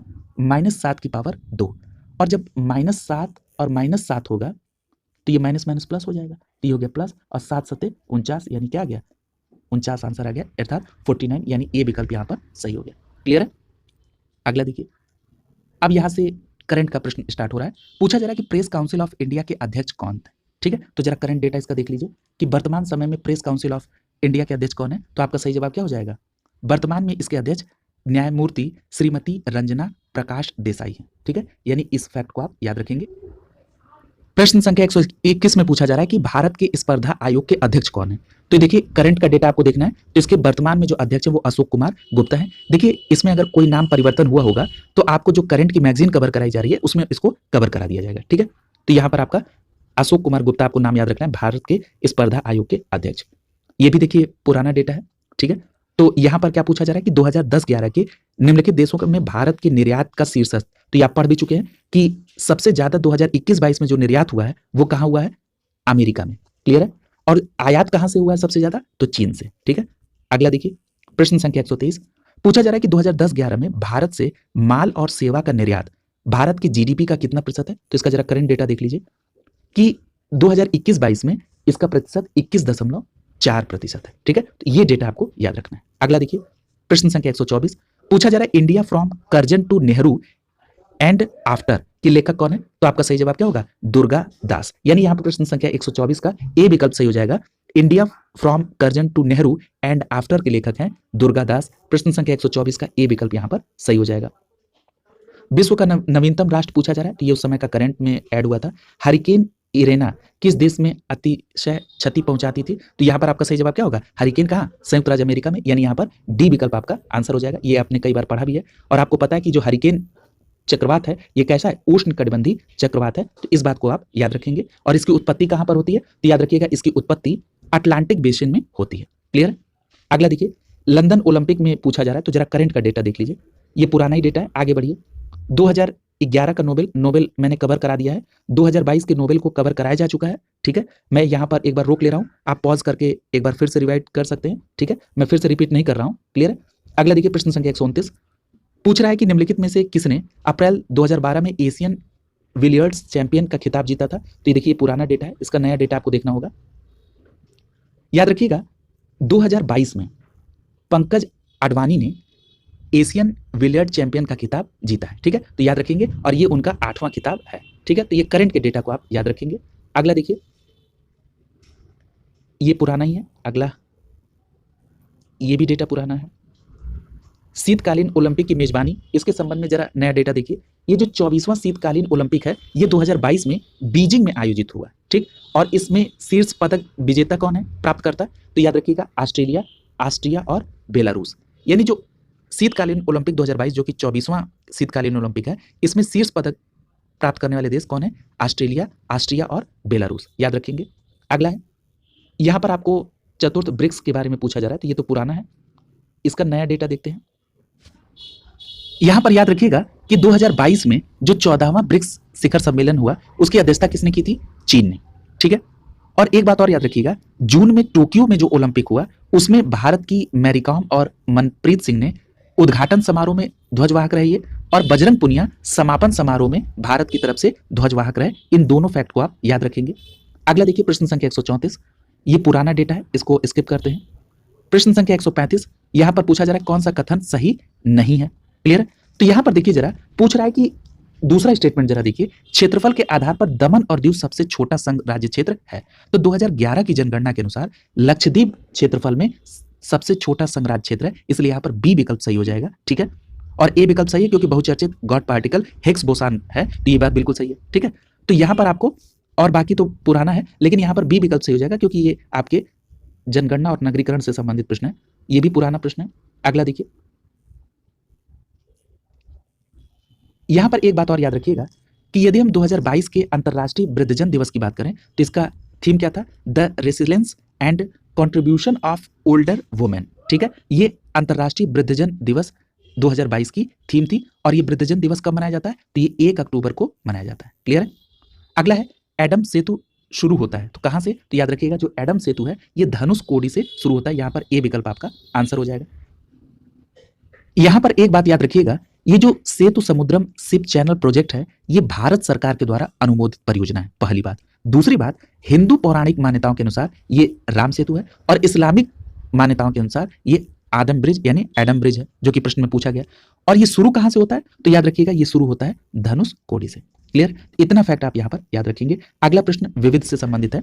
पूछा जा रहा है प्रश्न संख्या 138 में कि संयुक्त राष्ट्र महासभा यानी यूएनजीए में निम्नलिखित में से किस वर्ष को अंतर्राष्ट्रीय चावल वर्ष घोषित किया गया था? तो आपका जवाब होगा 2004 को संयुक्त राष्ट्र महासभा के द्वारा अंतर्राष्ट्रीय चावल वर्ष घोषित किया गया था, यानी यहां पर ए विकल्प आपका आंसर हो जाएगा। ठीक है, और याद रखिएगा 2022 में अंतर्राष्ट्रीय सीसा वर्ष, अंतर्राष्ट्रीय बेसिक साइंस और सतत विकास वर्ष और सतत पर्वत विकास वर्ष के रूप में मनाया जा रहा है। ठीक है, तो ये भी याद रखेंगे 2022 का भी।